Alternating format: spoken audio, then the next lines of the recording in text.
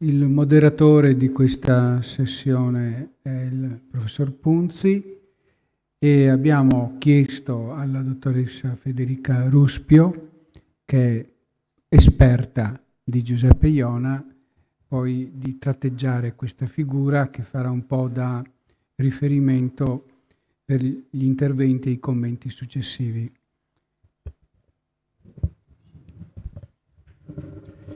Allora, buon pomeriggio. Io innanzitutto desidero ringraziare il dottor Po per avermi invitato a partecipare attivamente a questa celebrazione importantissima. E sono veramente felice di poter collaborare con l'ospedale San Giovanni Paolo, e per questo ringrazio il dottor Dalben. E devo dire che ieri e oggi sto imparando moltissimo. E questo è un po' strano, vabbè, a parte la mia ignoranza intrinseca, che questa è accettabilissima, e per il mio passato di 40 anni di professore universitario a Padova. E devo dire che non c'era molta consapevolezza di tutto questo che Venezia esprimeva. E la dimostrazione, nel caso vi fossero dei dubbi, è che quando Padova qualche anno fa ha discusso dell'apertura di sedi vicine di medicina, di sedi associate, collegate, come vogliamo chiamarle, di medicina, senza alcun dubbio ha scelto Treviso e non Venezia. Quindi sono rimasto veramente molto sorpreso da questa mancanza di permeazione in tempi contemporanei di queste due importanti realtà istituzionali, quali l'Università di Padova e l'ospedale di Venezia e l'ambiente ospedaliero veneziano. Questo devo dire con il nuovo rettore, probabilmente il professor Plebani ne parlerà alla fine, e con la volontà del dottor Dalben si sta cercando di compensare un po' questo che era, secondo me, un difetto di comunicazione incomprensibile, attraverso l'apertura di alcune parti del corso di inglese internazionale di medicina che Padova ha fatto partire da quest'anno.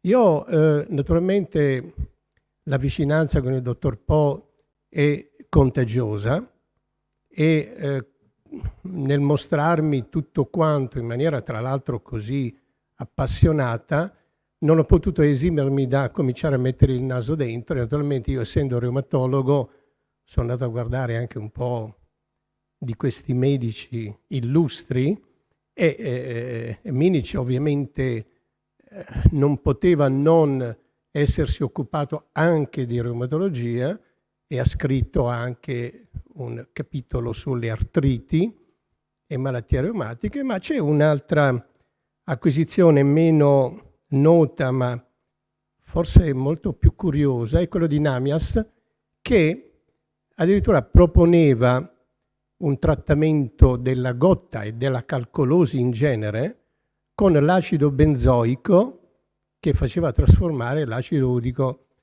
in acido ippurico e quindi completamente eliminato. Questo naturalmente è solo l'esordio. Io sono qui, occhi attentissimi e orecchie molto aperte, perché effettivamente per me è un mondo straordinario, quindi è molto bello che Venezia si sia espresso in questo modo, è meno bello che Padova abbia, l'Accademia di Padova abbia meno recepito. Un'altra cosa che mi ha molto impressionato, a differenza di Padova, è questa interazione di tutti questi primari con la società civile, questo è il loro impegno istituzionale. Io credo che mi piacerebbe molto che questo venisse continuato, perché è un elemento importantissimo per aiutare, come dice questo riuscitissimo denominatore di questo convegno, cioè curare la città, credo che sia molto importante che i medici abbiano un ruolo anche istituzionalmente attivo. Quindi io adesso vi ringrazio ancora tutti di avermi ospitato e di imparare veramente moltissimo per me in maniera sorprendente, e do subito la parola alla dottoressa Federica Ruspio. Grazie. Buonasera a tutti, ringrazio gli organizzatori di questo convegno e in particolare il dottor Po per avermi invitata oggi a parlare del professor Giuseppe Iona sulla scorta delle mie collaborazioni come archivista presso la biblioteca Archivio Renato Maestro, che conserva la documentazione storica della comunità ebraica di Venezia. Nel contesto di questo convegno, che celebra il bicentenario dell'ospedale civile di Venezia, ricordare Giuseppe Iona è un atto doveroso. È stato menzionato ieri dal professor Urbani, ne ha parlato più ampiamente Michele Gottardi. Giuseppe Iona esercitò per più di 40 anni all'ospedale civile di Venezia, fu primario di anatomia patologica e soprattutto tra il 1912 e il 1936 fu primario di medicina seconda. È riconosciuto come clinico insigne, docente appassionato, noto per le eccezionali doti professionali e intellettuali, per l'impegno civile, come abbiamo visto ieri, e non ultimo per la grande umanità con la quale per tutta la vita esercitò la professione medica. Ma soprattutto negli ultimi anni la figura di Giuseppe Iona è diventata cara a tutta la città per le tragiche vicissitudini che lo videro protagonista negli anni delle persecuzioni razziali in veste di presidente della comunità israelitica di Venezia e per il triste epilogo della sua vita, in virtù del quale sarebbe stato poi ricordato fin dal 1945 come prima vittima delle persecuzioni nazifasciste. Nel breve tempo di questo intervento ripercorrerò i punti salienti della carriera professionale di Giuseppe Iona per poi soffermarmi sugli ultimi anni della sua vita e condividere con voi alcune riflessioni sul valore emblematico, fortemente simbolico che hanno assunto il gesto del suo suicidio e l'eredità che ha trasmesso a tutta la cittadinanza. Dai registri anagrafici conservati nella comunità ebraica di Venezia leggiamo che Giuseppe Iona nacque il 28 ottobre 1866 da Moisè Isacco Iona e da Adele Levi. La scelta di intraprendere la carriera medica seguì il solco della tradizione familiare. Mosè Giuseppe Levi, l'abbiamo visto stamattina, era stato un medico insigne, sarà laureato a Padova nel 1815, medico di sanità per il sestiere di Cannareggio dal 1819, lavorò per la Fraterna di Misericordia e Pietà degli Israeliti di Venezia, un ente d'assistenza che si occupava dell'assistenza medica appunto agli indigenti ebrei e che dal 1832 avrebbe anche supervisionato il reparto israelitico, un reparto istituito per accogliere appositamente i pazienti indigenti ebrei all'interno dell'ospedale civile di Venezia. Abbiamo visto ancora che Moisè Giuseppe Levi fu anche socio dell'Ateneo, anche il padre di Giuseppe Iona era medico di umili origini, avrebbe sposato Adele Levi nel 1859. Moisè Isacco Iona era stato tra l'altro allievo di Namias. Quindi il milieu familiare dal quale proviene Giuseppe Iona apparteneva sostanzialmente a quel ceto medio di professionisti e funzionari che si era venuto creando in seno alla popolazione ebraica veneziana e raggiunse gradualmente la piena integrazione nella società cittadina nel corso della prima metà dell'Ottocento. Si trattava di una situazione privilegiata. All'indomani dell'abbattimento delle porte del ghetto, il percorso di emancipazione e di assimilazione intrapreso dagli ebrei veneziani fu socialmente differenziato e l'accesso a strutture, istituzioni, professioni venne conquistato con grande gradualità. Di fatto, la maggior parte della popolazione ebraica veneziana era costituita prevalentemente da famiglie povere e la situazione restò tale fino alla prima metà del Novecento. Arriviamo a Iona. A oggi ciò che sappiamo sulla sua carriera, sulla sua biografia, deriva principalmente da quanto riportato dal fedele e amato allievo Mario Battain. Battain ci racconta che Giuseppe Iona, come abbiamo visto anche ieri con Michele Gottardi, frequentò il liceo classico Marco Foscarini, quindi si iscrisse alla facoltà di medicina dell'Università di Padova, Si laureò nel 1892 e si specializzò in tecnica istologica e batteriologia col professor Bonome presso l'Istituto di Anatomia Patologica. Giunge all'Ospedale Civile di Venezia nel 1895, dove Luigi Paganuzzi gli affidò l'organizzazione e la direzione del gabinetto batteriologico. Alla morte di Paganuzzi ne avrebbe assunto gli incarichi ad interim e dal 1901 all'Università di Padova gli affidò anche la cattedra in patologia speciale medica. Iona divenne primario di anatomia patologica nel 1906 e nei 5 anni che seguirono sotto la sua conduzione la sala anatomica dell'Ospedale Civile di Venezia divenne un istituto anatomopatologico, un centro fecondo di attività e di studio, avrebbe raccontato Batain, presso il quale Iona tenne corsi annuali di anatomia patologica e topografica. E sempre nel segno del fondamentale connubio di teoria e pratica, Giuseppe Iona fu docente anche di anatomia patologica e topografica presso la scuola pratica di medicina e chirurgia istituita presso l'Ospedale Civile. Infine, nel 1912 Giuseppe Iona divenne primario della divisione di medicina seconda, incarico che rivestì fino al pensionamento nel 1936. Avrebbe detto di lui Mario Batain nel 1931, nel celebrare il 25° anno di carriera ospedaliera di Iona, avrebbe celebrato le eccezionali doti professionali, quelle didattiche, ma soprattutto quelle umane. Iona, avrebbe detto Batain, si impose al nostro affetto col fascino della vita vissuta nella pratica costante delle più rare virtù civili e morali. E proprio l'importanza dell'impegno civile e morale contrassegna la vita di Giuseppe Iona anche al di fuori della carriera ospedaliera. Negli anni della Grande Guerra prestò servizio militare come maggiore medico ausiliario della Piazza Marittima di Venezia, fu ispettore malariologo, consulente medico legale e questo gli consentì nel febbraio del 1920 di ottenere il titolo di Cavaliere dell'Ordine dei Santi Maurizio e Lazzaro su proposta della Direzione di Sanità della Piazza Marittima di Venezia, che di lui disse clinico illustre, di grande valore scientifico, ma ancor di più patriota entusiasta, di fede incrollabile, vero esempio di attività e di altissime virtù civili. All'indomani del conflitto, come abbiamo sentito ieri, come socio dell'Ateneo Veneto, presso il quale rivestì anche l'incarico di presidente tra il 1921 e 1925, la stessa assiduità si riscontra nel sostegno dato a iniziative che spaziano dall'ambito della divulgazione e della promozione culturale sino agli interventi in tema di politica sanitaria. Non mancarono poi i suoi contributi sui problemi di carattere ospedaliero, di riorganizzazione degli istituti d'assistenza e di ricovero cittadini e in questo contesto sostenne anche il piano di ristrutturazione dell'ospedale che avrebbe portato tra il 1931 e il 1934, ormai in piena epoca fascista, alla costruzione del padiglione Fronte Laguna che oggi porta il suo nome. Nel 1933, infine, fu eletto socio corrispondente dell'Istituto Veneto di Scienze, Lettere e Arti. Nel 1936 concluse la carriera ospedaliera per sopraggiunti limiti d'età. La direzione dell'ospedale, in segno di gratitudine per la fondazione di un premio intitolato a Moisei Zaccoione e a Delle Levi in favore dei malati indigenti e di riconoscimento per gli anni di servizio spesi per l'ospedale, lo insignì del titolo di primario emerito e gli assegnò la medaglia dei benemeriti dell'ospedale civile.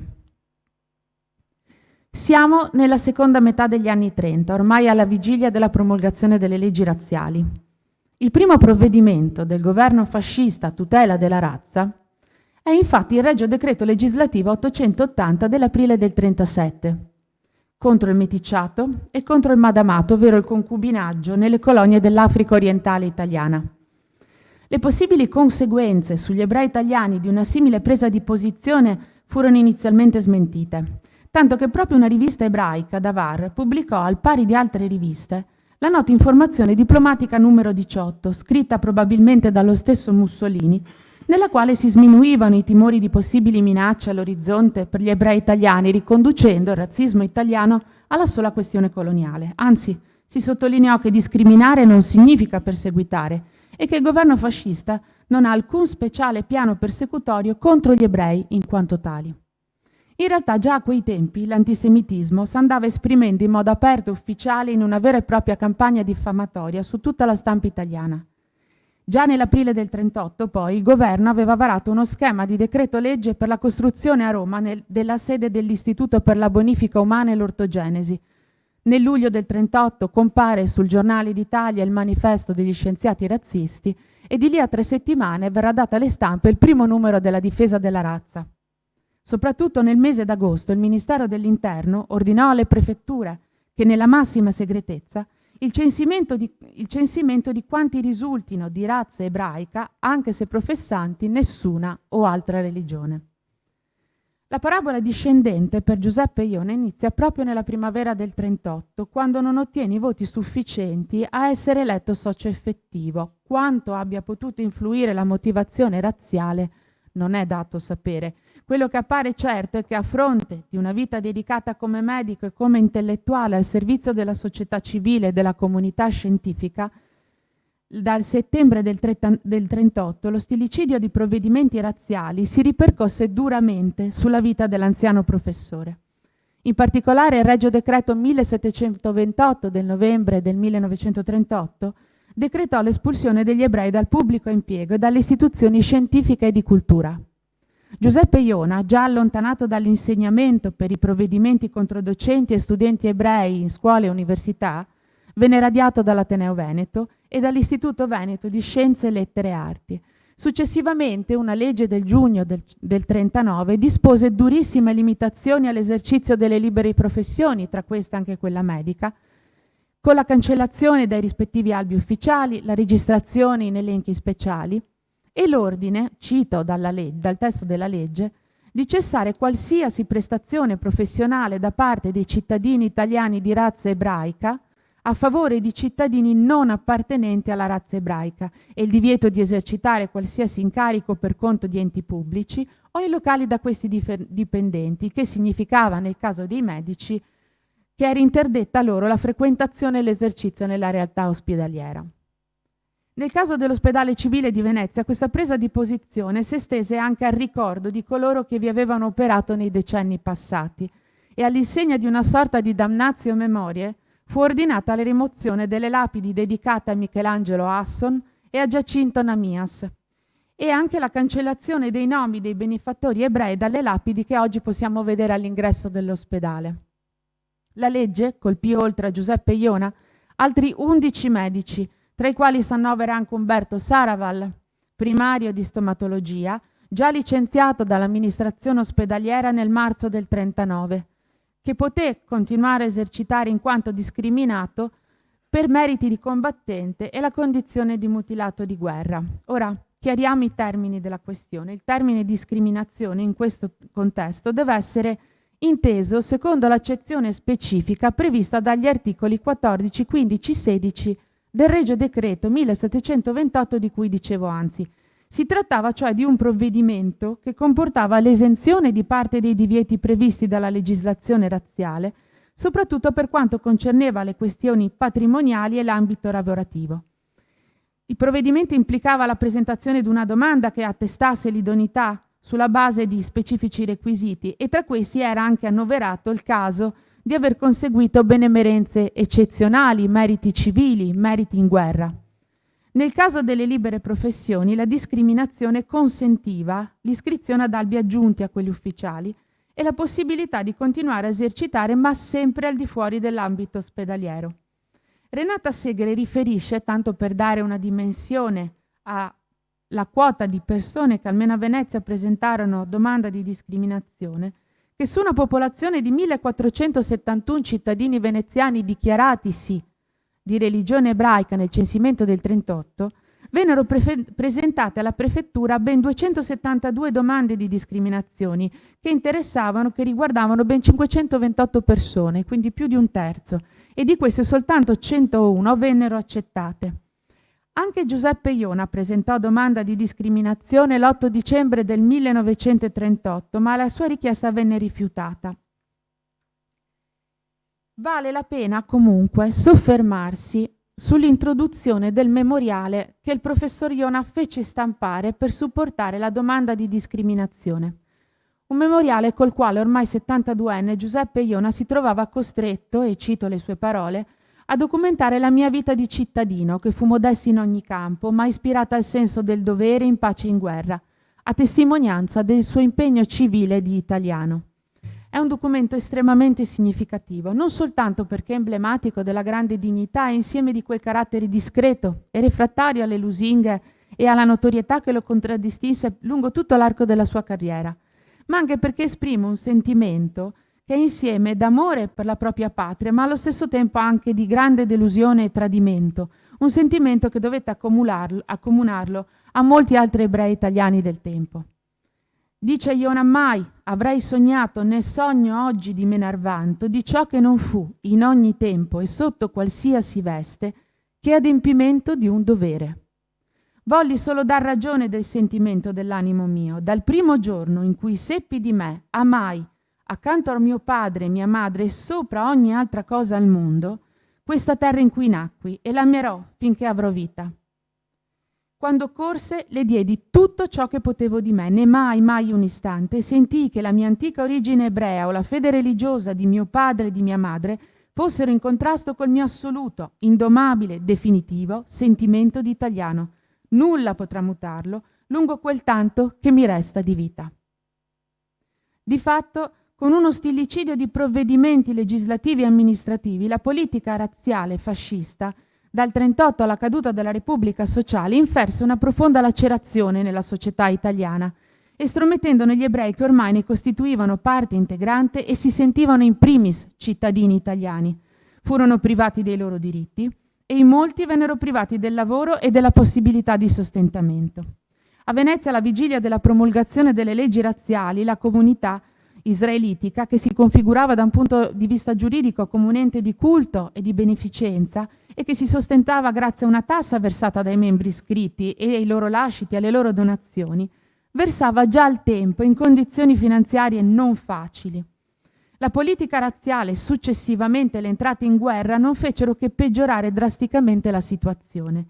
Le ricerche di Renata Segre sugli avvenimenti che colpirono la comunità israelitica di Venezia tra il 1938 e il 1945 documentano un deterioramento inesorabile. La comunità registrò una progressiva diminuzione degli iscritti a fronte di una crescita esponenziale di persone che s'appellavano alla sua beneficenza e assistenza, e consideriamo anche un aumento di spese per sopperire a tutte quelle strutture e servizi dai quali gli ebrei erano stati estromessi a partire dalla scuola. La situazione si manifestava in tutta la sua gravità già nell'estate del 1939, quando la comunità veneziana riferiva al convegno delle comunità israelitiche italiane a Bologna del drastico calo delle entrate per la modificata condizione economica di molti iscritti e segnala la drammaticità della disoccupazione che aveva colpito molti ottimi elementi rimasti disoccupati per motivi razziali. Sulla prima pagina del settimanale Israel, ancora nell'autunno del 1938, nell'articolo Dopo i provvedimenti, Dante Lattes scrisse: «La responsabilità pesa sui dirigenti delle comunità, cioè sui legittimi organi rappresentativi degli ebrei italiani. Certi problemi non solo sono nuovi e inaspettati, ma sono anche gravi, complessi e difficili. Per risolverli ci vuole una grande fede, un'insolita forza di sacrificio ed amore». Questo basti a far comprendere quale fosse la gravità della situazione che si impose a Giuseppe Iona al momento della sua elezione a presidente della comunità il 16 giugno del 1940, a pochi giorni di distanza dall'entrata in guerra dell'Italia. Allora Giuseppe Iona non omise di dichiarare quanto l'incarico fosse superiore o perlomeno estraneo alle sue possibilità, asserendo che fosse un grandissimo peso e che, malgrado tutto, le circostanze gli avevano imposto l'obbligo morale di accettare. E accettò non per religiosità, ma per senso di responsabilità e perché consapevole della gravità dei tempi. Celebri sono le sue parole al Consiglio all'indomani della ratifica dell'incarico, quando disse: «Mi hanno assicurato che problemi grossi non ce ne sono. Mi duole dirvi che credo ce ne siano e che ancor di più ce ne saranno». Nei verbali delle sedute del Consiglio e nella corrispondenza della comunità per il periodo 40-43 possiamo leggere l'impegno incessante col quale Giuseppe Iona cercò di contrastare l'inesorabile deterioramento delle condizioni di vita degli ebrei veneziani e come fu chiamato a intervenire contro manifestazioni sempre più frequenti di odio razziale nella vita quotidiana e nella stampa di propaganda. L'episodio più noto è quello della sua visita alla redazione del Gazzettino nel 1941, quando affrontò il direttore Cantalamessa, chiedendogli di moderare la campagna persecutoria che stava conducendo sul suo giornale. E allora gli ricordò: non possiamo reagire con la violenza perché sarebbe provocare un massacro, non possiamo reagire per le vie legali perché saremmo inascoltati. Vi ripeto, domando una cosa sola: sappiate serbare nell'avvenire maggiore misura per rispetto a voi stessi. Sono molte le testimonianze del suo impegno. La professoressa Segre riferisce delle indagini della prefettura sul suo conto per il sospetto che continuasse a visitare pazienti in ospedale e che curasse anche pazienti ariani. La dottoressa Manzammarchini ha raccolto testimonianze sul fatto che continuò segretamente a prestare cure mediche soprattutto a persone indigenti. Laura Fano Iacchia, giornalista che scriveva per la Cronaca di Venezia, gli rese il merito d'aver ottenuto 2 capanne a San Nicolò del Lido affinché i bambini ebrei potessero beneficiare delle cure balneari, dal momento che, ricordo, gli ebrei erano stati banditi anche da tutti gli stabilimenti e potevano frequentare solamente la spiaggia degli Alberoni. L'allievo Giacomo Dalla Torre non solo avrebbe riferito della grande umanità dimostrata, ma anche di gesti di coraggio. Tra questi anche l'aneddoto secondo il quale Iona, nonostante, anzi proprio per la voce di una possibile incursione violenta da parte dei fascisti nel Tempio spagnolo in occasione della Pasqua ebraica, avesse deciso di presenziare come segno di presenza e di coraggio per tutti i membri della comunità. Giungiamo infine al settembre del 43. All'indomani dell'armistizio dell'8 settembre e della resa della città 4 giorni più tardi, le truppe tedesche occuparono prima Mestre e poi Venezia.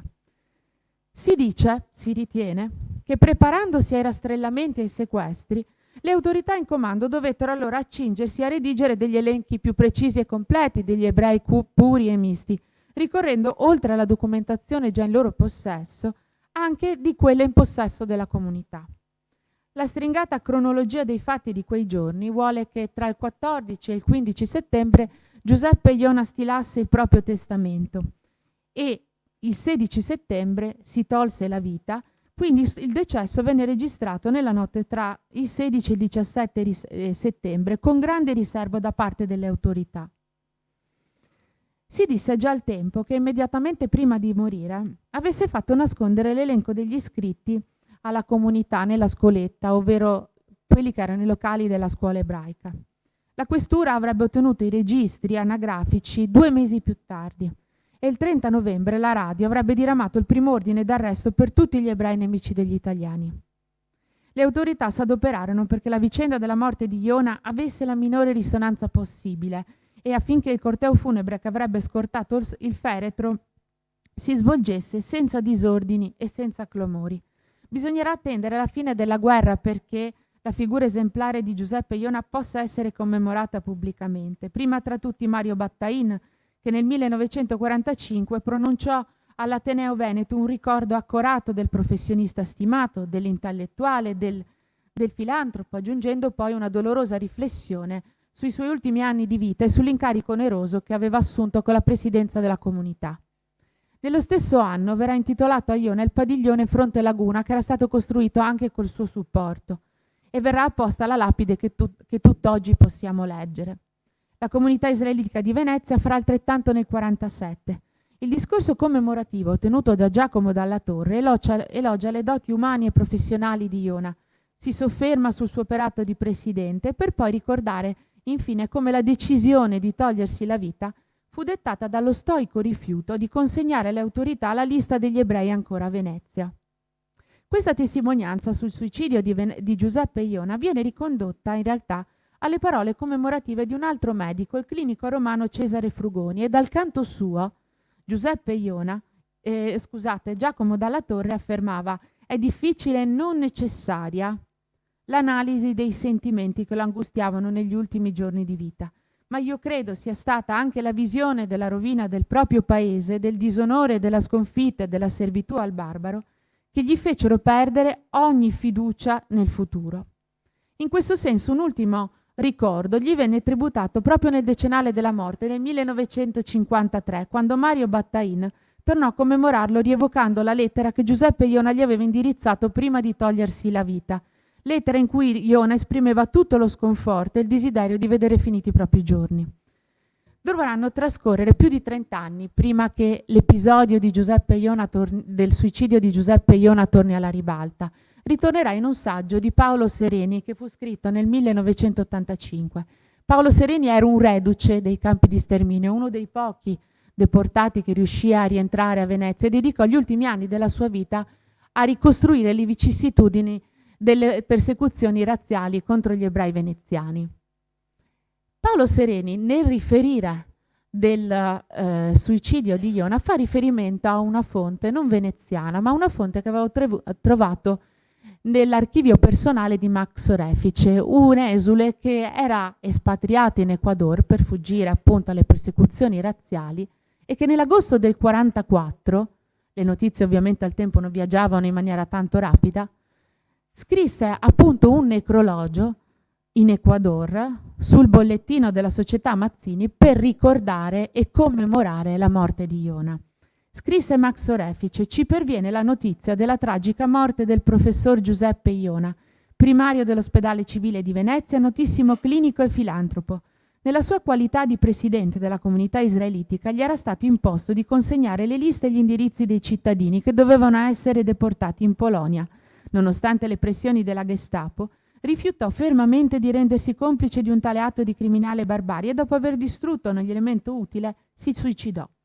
L'umanità ha perso un grande scienziato e il popolo di Venezia piange il suo più grande amico.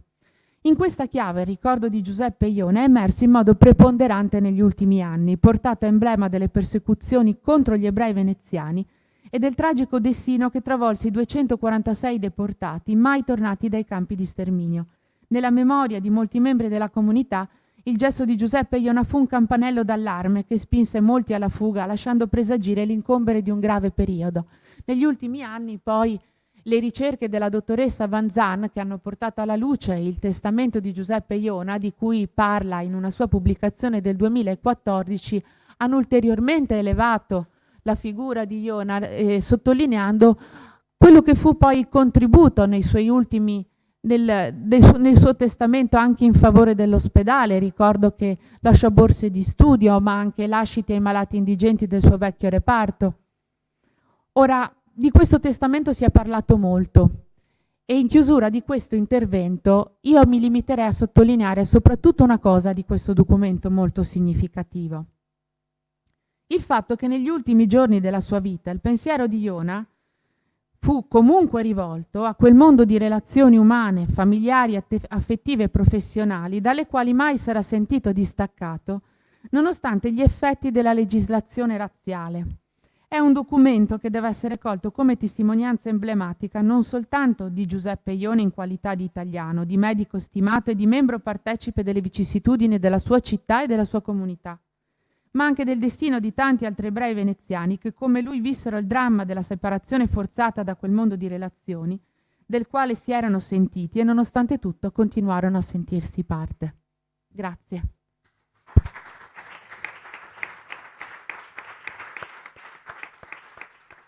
Grazie dottoressa per questa bellissima relazione che ha messo in luce anche il dramma interno di un servitore che nel contesto della sua attività assistenziale, ma anche di partecipazione civile, probabilmente ha colto con molto stupore la discriminazione di cui è stato oggetto. Naturalmente è inutile sottolineare la stupidità di una comunità come la città, come quella sociale, che rinuncia al contributo di elementi così prestigiosi e significativi. E parlerei, a parte la crudeltà, parlerei proprio di stupidità storica. Ecco, se ci sono, non so, previsto? No. Ecco. Allora partiamo direttamente con la tavola rotonda e c'è il dottor Paolo Morandi, responsabile dell'unità operativa di oncologia. Grazie.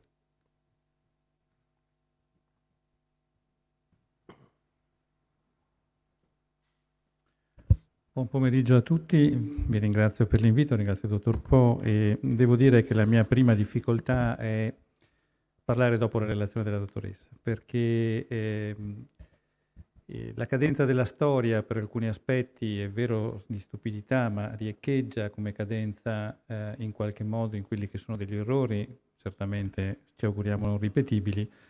Su alcuni aspetti potremmo discutere, ma sostanzialmente è difficile come dire, sottrarsi all'emozione e alla commozione all'interno di una testimonianza di questo tipo. Quindi tutte le parole che, secondo me, o almeno quelle che dirò io, sono sicuramente largamente inferiori dal punto di vista di un racconto, di un'esperienza diversa, e volevo tornare in questo al titolo Curare la città, medici e cittadini, ma soprattutto nel senso dell'apertura e delle porte che un ospedale deve avere nei confronti della propria città.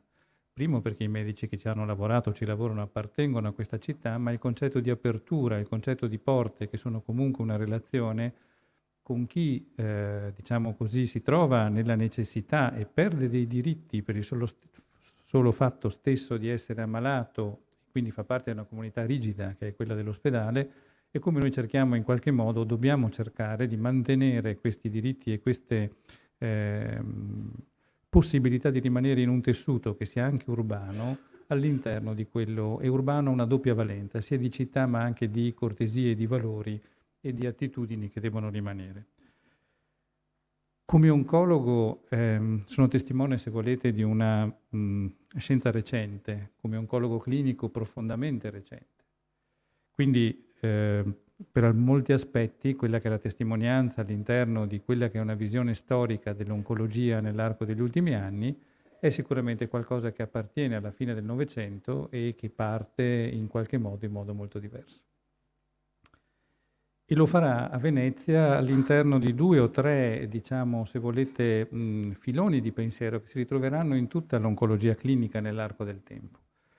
Perché in qualche modo nasce come sviluppo di una intuizione in cui praticamente i pazienti cancerosi, questa è una delle definizioni che si ritrova, erano oggetto prevalentemente di studio, erano oggetto raramente di cura, ma che troveranno soltanto negli anni 60 coniugato il concetto di ricerca. L'Istituto Vittorio Emanuele III è il papà dell'Istituto Nazionale dei Tumori ed viene istituito nel 1928. L'Istituto Nazionale dei Tumori ha sede in Milano, ha una storia che comincia all'inizio del secolo, se volete, e vede a un certo punto questa felice intuizione di poter coniugare studio, cura e ricerca. Sarà il professor Bucalossi che avrà 2 eredi concettualmente su 2 ambiti diversi, il professor Umberto Veronesi e il professor Gianni Bonadonna. Quindi un chirurgo e un oncologo medico, ma gli oncologi medici sono ancora una rarità dal punto di vista di quelle che sono le loro capacità e la loro identificarsi come branca, tra virgolette, autonoma. Io sono un oncologo clinico, quindi in qualche modo sono figlio di una rivoluzione che è passata attraverso la radioterapia, e la figura veneziana di riferimento, ne parleremo dopo, è certamente il professor Giuliano Bruscagnin per molti anni, e siamo diventati autonomi sostanzialmente all'interno degli ospedali, molto poco nell'accademia, 0 nell'università. Lo saremo sostanzialmente attorno agli anni 70 con 2 figure, una padovana, che è il professor Mario Fiorentino, e una è il professor Carlo Luporini a Milano. Sono 2 figure che in qualche modo escono dai canoni, si sostanziano in un percorso comune, dall'anatomia patologica, più spesso alla medicina interna, poi il professor Mario Fiorentino la radioterapia anche, ma sostanzialmente sono figli di quelle culture.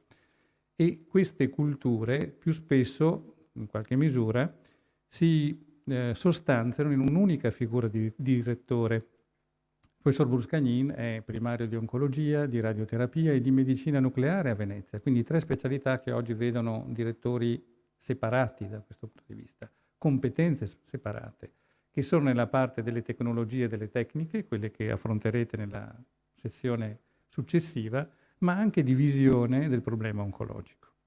Quello che in qualche modo fa da traino, e guardate che nella Regione Veneto in qualche modo i nomi o la generazione, io credo di essere uno degli ultimi allievi del professor Fiorentino, nel senso che ho cominciato a frequentare da lui nell'arco degli anni 83, qualcosa del genere, e ho sempre considerato il professor Fiorentino il più giovane di tutti noi. Questo non perché non fosse, tra virgolette, il professore, ma perché aveva una curiosità e una capacità comunque di impegnarsi, compreso il fatto di raccontare a noi che eravamo più giovani quello che era la storia, ovvero come distinguere la malattia tubercolare dalle lesioni secondarie al polmone dal tumore della mammella. Credo che nessuno oggi dei ragazzi che frequentano da noi sappiano esattamente di che cosa si tratti, ma per noi allora era fondamentale poterlo capire, con degli strumenti di sua invenzione per alcuni aspetti. Le biopsie ossee allora si facevano con un mandrino che lui stesso andò a ordinare, in qualche modo a strutturare, e anche dal punto di vista di quelle che erano le sconfitte e la personalizzazione. I primi studi clinici randomizzati erano di quegli anni, per cui i pazienti entravano in uno studio e non potevano in teoria essere, diciamo così, tolti dallo studio fino a che non vi fosse un risultato di efficacia o di inefficacia del trattamento. Tante volte il professore invece aveva deciso di sospendere quella cura prima alla ricerca di una personalizzazione della cura, perché in quel paziente non poteva andare bene, perché non era tollerabile come intensità di cura, ma non era all'altezza. E quindi i concetti sono sostanzialmente di una curiosità rispetto al mondo, con linguaggi nuovi. La ricerca intesa in senso biologico ci avrebbe messo anni e oggi ha acquisito una sua dignità e una complessità di linguaggio che diventa estremamente difficile da fronteggiare con consapevolezza, o possedere ancor meno. E dal punto di vista della capacità di gestire la personalizzazione delle cure a suo tempo. E gli altri aspetti sono in qualche modo collegati. Sono collegati perché in qualche modo attorno agli anni 70 questa comunità di oncologi clinici comincia a crescere, popoleranno i primariati di tutta la regione Veneto gli aiuti del professor Fiorentino, tra cui anche il professor Pacagnella, Vinicio Fosser e tutta una serie di figure, ma ci saranno anche sostanzialmente il crescere di una comunità internazionale che guarda con rispetto all'Italia nel mondo della ricerca, e lo fa prevalentemente grazie a Umberto Veronesi e a Gianni Bonadonna. A me piace ricordare di Gianni Bonadonna che nel pieno della sua carriera professionale viene colpito da un ictus devastante, che lo terrà lontano dalla ricerca, lo terrà sostanzialmente lontano non tanto come ispiratore. Per chi ha avuto la fortuna di poter frequentare l'istituto in quegli anni sa quante volte molte delle figure di riferimento di oggi parlassero con lui per avere suggerimenti o altro. Gianni Bonadonna si svegliò dall'ictus parlando perfettamente solo in inglese, non parlava in italiano, lingua che possedeva perfettamente. Ma dal punto di vista di quelle che furono le intuizioni, sostanzialmente il concetto della ricerca rimase, e questo di una ricerca applicata nella clinica di tutti i giorni è rimasta una delle stimati importanti del nostro agire. A Venezia la figura di riferimento è stato il professor Giuliano Bruscagnin, primario di radioterapia, oncologia e medicina nucleare. Ed è figlio forse di una cultura in qualche modo che oggi ci sembra lontana, perché tutte queste, diciamo così, competenze raccolte in un'unica figura. Ed è in quello che era il vecchio padiglione Iona come strutturazione di degenza e di ricovero. Quindi in qualche modo in questo impeto della seconda metà degli anni 70 in avanti c'è questa separazione delle carriere, separazione delle competenze e in qualche modo localmente, se volete, la battaglia con l'Università del professor Fiorentino per vedersi riconosciuta l'oncologia clinica come cattedra, diciamo, in parte indipendente, poi non riconosciuta, il fatto di avere comunque contribuito, e la vicinanza tra oncologia e radioterapia, che è sia di concettuale che di metodo, si sta allontanando nelle tecniche, nelle modalità sicuramente oggi, queste rappresentano una delle grandi differenze. E quindi che cosa lega poi in un rapporto con la città queste figure? Lega sostanzialmente l'intuizione forte, e questa è un'intuizione forte del professor Bruscagnin, di dare origine a delle associazioni di volontariato che in qualche modo siano della città e in qualche modo su questa continuino e comincino ad operare. Quindi Avapo Venezia, che ha fatto l'anno scorso, credo, la festa per i suoi 30 anni di attività, è figlia di quell'intuizione. Quindi in qualche modo torno al concetto iniziale delle porte che si aprono, ovvero questa città ha all'interno le risorse e la capacità per trovare un terreno comune di assistenza, che oggi è nell'assistenza domiciliare piuttosto che in quello che accade dentro i reparti, tra divisioni come le nostre, tra unità operative come le nostre, e questa intuizione di legarsi profondamente e al territorio, alle persone di questo territorio, e a farne un modello permettetemi di dire, di esportazione, perché in qualche modo Avapo è un marchio che viene nella terraferma, con qualche declinazione diversa. Talvolta, se andate a vedere i siti, potete rimanere un po' confusi tra Avapo Mestre e Avapo Venezia, tanto per dirne una, ma insomma, sostanzialmente questo è uno dei modelli, se volete, di successo e credo di traduzione in una chiave moderna, non sotto la pressione di leggi razziali, di un concetto di apertura e di coinvolgimento di una città. Finisco subito perché in qualche modo su due cose. La prima è il salto che in qualche modo questo paese, intendo come nazione, l'Italia ha fatto a cavallo degli anni 60 nel campo dell'oncologia clinica, vede anche qualcosa che oggi può sembrare difficile, ma allora esisteva Farmitalia. Farmitalia è un'azienda che produce farmaci e che a Milano in qualche modo trova modo di sviluppare uno dei farmaci più importanti in oncologia, che sarà l'epirubicina in qualche modo, proprio perché si coniuga con l'attività di studio, cura, ma anche di ricerca dell'Istituto Nazionale dei Tumori. Guardate che non sono passati tantissimi anni, ma in quelle decine di anni l'oncologia clinica italiana compete assolutamente alla pari con quella degli Stati Uniti. Il regime di ripescaggio per il linfoma di Hodgkin, che è la BVD, ideato da Gianni Bonadonna, diventerà lo standard soppiantando quello americano della MOP. Il regime del CMF nella chemioterapia dei tumori della mammella, primo studio di adiuvante, i dati sono aggiornati ancora ad oggi, è il primo studio che dimostra la validità di un trattamento chemioterapico di questo tipo e porterà sostanzialmente ad avere addirittura il riconoscimento della Società Americana di Oncologia Clinica Gianni Bonadonna di un particolare premio.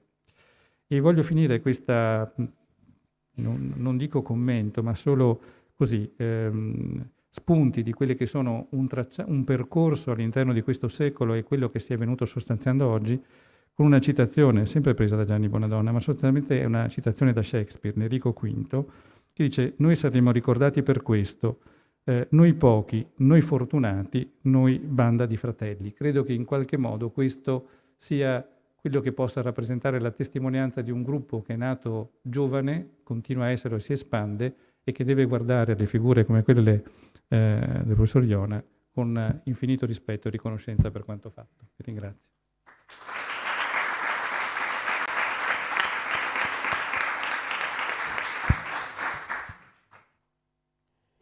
Ecco, adesso diamo la parola al dottor Michele Vitturi, responsabile dell'unità operativa di geriatria. Grazie.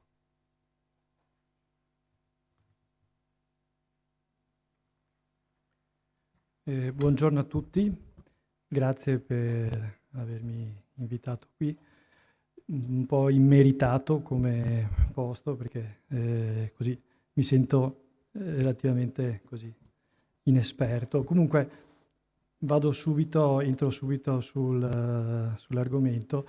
Io sono direttore facente funzioni del reparto di geriatria e vi dirò farò due cenni su questo argomento e sui medici che hanno dato un contributo, ma non posso fare a meno di fare un collegamento, okay, con quello che ha appena detto il dottor Morandi in relazione al dottor Bruscagnin e in relazione alla nascita dell'Avapo, insomma così via. Rendo memoria a due persone, che una sono una professoressa del liceo scientifico che si chiama Vittoria Nardini e che era studiosa di materie ebraiche, insomma così, e di don Bruno Busetto, perché quando io ero al primo anno di università la professoressa Nardini mi chiama e mi dice: ho accompagnato una persona che è morta di cancro qui a Venezia, ma era sola, non c'era nessuno che la sosteneva. Ho saputo che a Milano c'è l'AVAO, cioè un'associazione che... Cosa dici se proviamo a piantare qualcosa anche qua? Mi ha chiamato perché sapeva che ero al primo anno di medicina e potevo dare un minimo di cornice a questa proposta, e ha coinvolto anche don Bruno Busetto, che era una persona, un sacerdote, insomma molto, molto attivo. Lui era stato missionario nelle Filippine, insomma. E siamo andati appunto dal direttore Bruscagnin, il quale io ero insomma all'epoca un po' timoroso nei confronti dei primari e delle così, il quale ci ha accolto nella sala, per chi la ricorda, con quelle poltrone di pelle ampia, insomma così, e ci ha fatto sedere lì, ci ha dedicato tantissimo tempo e ha accolto questa proposta che veniva da 3, diciamo, sconosciuti, quasi, cioè io ero molto sconosciuto, la professoressa e don Bruno Busetto no, e ha detto assolutamente sì, questa è una cosa importantissima, e ci ha dato il suo massimo appoggio, e quindi abbiamo cominciato a lavorare, costruire uno statuto e così via. Succede che avevamo poche come dire, risorse, così. Il professor Bruscagnin aveva già una psicologa che voleva così, bisognava trovare qualcuno da formare, e io ho convinto le mie zie a partecipare ai corsi di formazione per fare le prime così, ed è nato il primo corso, che poi ha avuto però, per poter partire, il sostegno fondamentale dei gruppi sociali della città, con cui poi si è levato, e noi abbiamo fatto marcia indietro, ormai la cosa era partita. Scusate un cenno, però questo è stato il germe con cui il professor Bruscagnin ha cominciato questa cosa, soprattutto sull'intuizione, per quello devo ricordarla, della professoressa Vittoria Nardini che mi aveva collocato. Detto questo, passiamo, scusate ma era un collegamento che mi piaceva molto, insomma così. E detto questo, geriatria. La geriatria è una specialità relativamente moderna, nasce in Inghilterra negli anni 50, poco dopo in Italia, quindi i geriatri qui sono relativamente recenti, però mi piace così dire, collegarmi all'ospedale, in quanto in realtà già nel 1500, accanto all'ospedale civile, nasce l'ospedaletto, che è una tettoia accanto a un poligono di tiro, in cui questa tettoia era dedicata ai vecchi. Okay? Quindi già nel 1500 a Venezia c'era un'attenzione per l'età anziana, diciamo, in questo caso una semplice tettoia, ai quali poi vengono associati gli orfani e i poveri. E questa tettoia, in seguito soprattutto alle pestilenze così, si creano delle strutture, delle baracche, insomma cresce un po', ed è interessante, ho trovato, insomma, che già allora c'era un'infermeria, quindi c'era sì una struttura di accoglimento, ma c'era anche una struttura medica dedicata ai vecchi. Siamo nel 1500. 22 e poi via. Questa entità cresce e dopo nel 1600 acquisirà la struttura con la chiesa di Santa Maria dei Relitti, quello che è l'ospedaletto, insomma, ovvero la casa di riposo di San Giovanni e Paolo, che è adiacente all'ospedale, che è un grande complesso diciamo edilizio, e che dal 1500, adesso evidentemente non sto qua a narrare tutta la così. La cosa che mi colpisce è che che mi ha colpito è che questa struttura ospitava dai 500 ai 700 ospiti, quindi pensate che numeri, ok? Adiacente all'ospedale, all'area dell'ospedale che poi... di questi alcuni erano ospiti, alcuni erano infermi, e quindi c'era tutta un'attività di cura. Era un lavoro, come dire, oserei dire grezzo, nel senso non c'erano molti documenti, cioè, si lavorava e si curavano queste persone. Ci sono stati gli alti e bassi. Arrivo rapidamente al 1900, quando questa struttura, che aveva avuto una serie di lasciti così, decade e cresce l'ospedale civile, tant'è che la gestione viene data all'ospedale civile. E una cosa curiosa, che vi cito, insomma così, è che essendo passata la direzione all'ospedale civile, viene in qualche modo soffocata l'attività dell'ospedaletto, al punto, curiosa, ho trovato questa cosa, che addirittura i ferri chirurgici sono stati tolti e sotterrati per evitare che l'ospedaletto avesse una insomma così.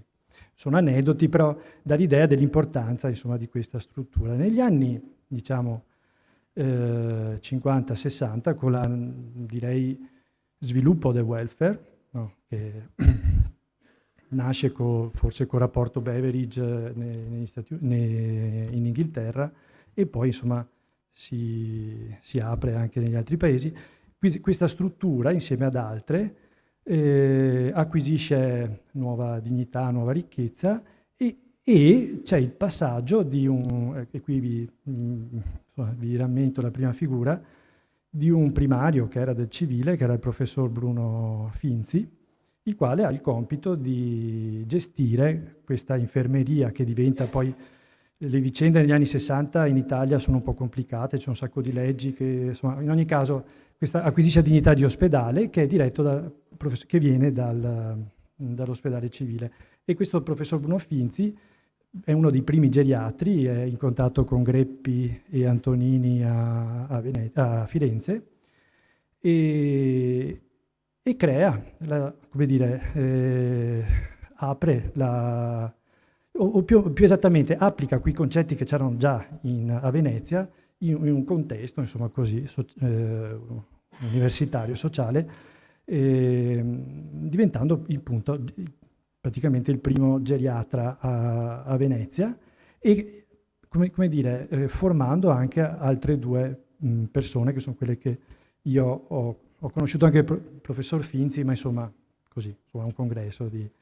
mentre aveva un primo collaboratore che lo rileverà nella gestione di questa casa di riposo e ospedale con attività di lungo... perché poi questo ospedaletto si amplia e diventa molto, insomma, ha molte attività tipiche per le persone anziane, attività di recupero, riabilitazione. Altra cosa interessante, nel 1800 e rotti c'è la terapia occupazionale già nell'ospedaletto, nel senso a un certo punto i direttori dicono abbiamo queste persone qua che non fanno nulla, cerchiamo di farle, e quindi venivano mandati a fare i custodi, insomma quello che poi da noi diventerà acquisita questa...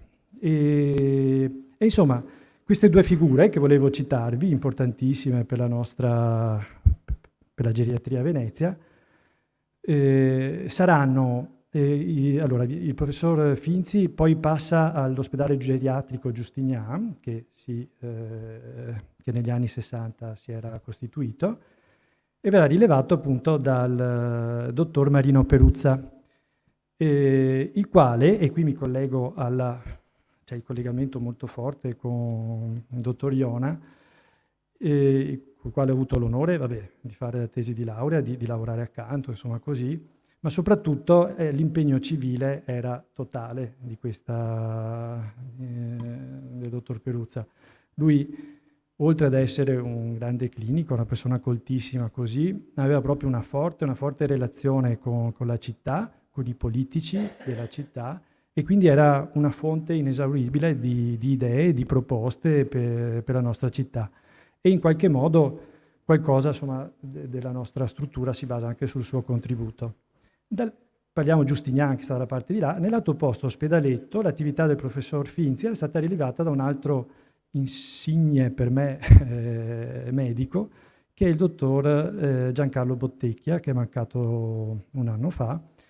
E il dottor Bottecchia ha gestito appunto questa struttura erano sempre 500 persone, con annessa infermeria, c'erano 2 primariati dentro così, e dando anche lui, insomma, un forte contributo alla città, alla gestione delle persone dell'attività geriatrica e che ha mantenuto fino a pochi anni fa, perché i suoi contributi fatti di articoli e insomma così via erano comunque numerosi, ed è è stata una persona molto conosciuta qui a Venezia.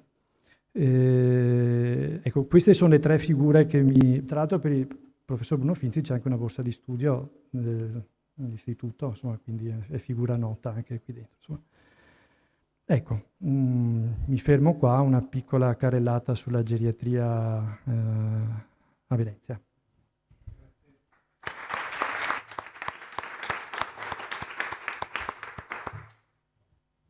Il dottor Cerri, sei qui presente? Benissimo.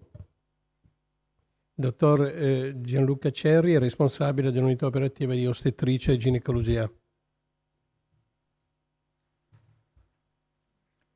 Buon pomeriggio. Innanzitutto volevo ringraziare dell'invito il dottor Po, fargli i complimenti per la riuscita dell'evento, e mi accomuna quello che ha detto il dottor Morandi. Non è facile parlare dopo la relazione della dottoressa, in quanto noi saremo anche dei bravi medici, che nessuno si offenda, però oltre ai medici non sappiamo fare altro.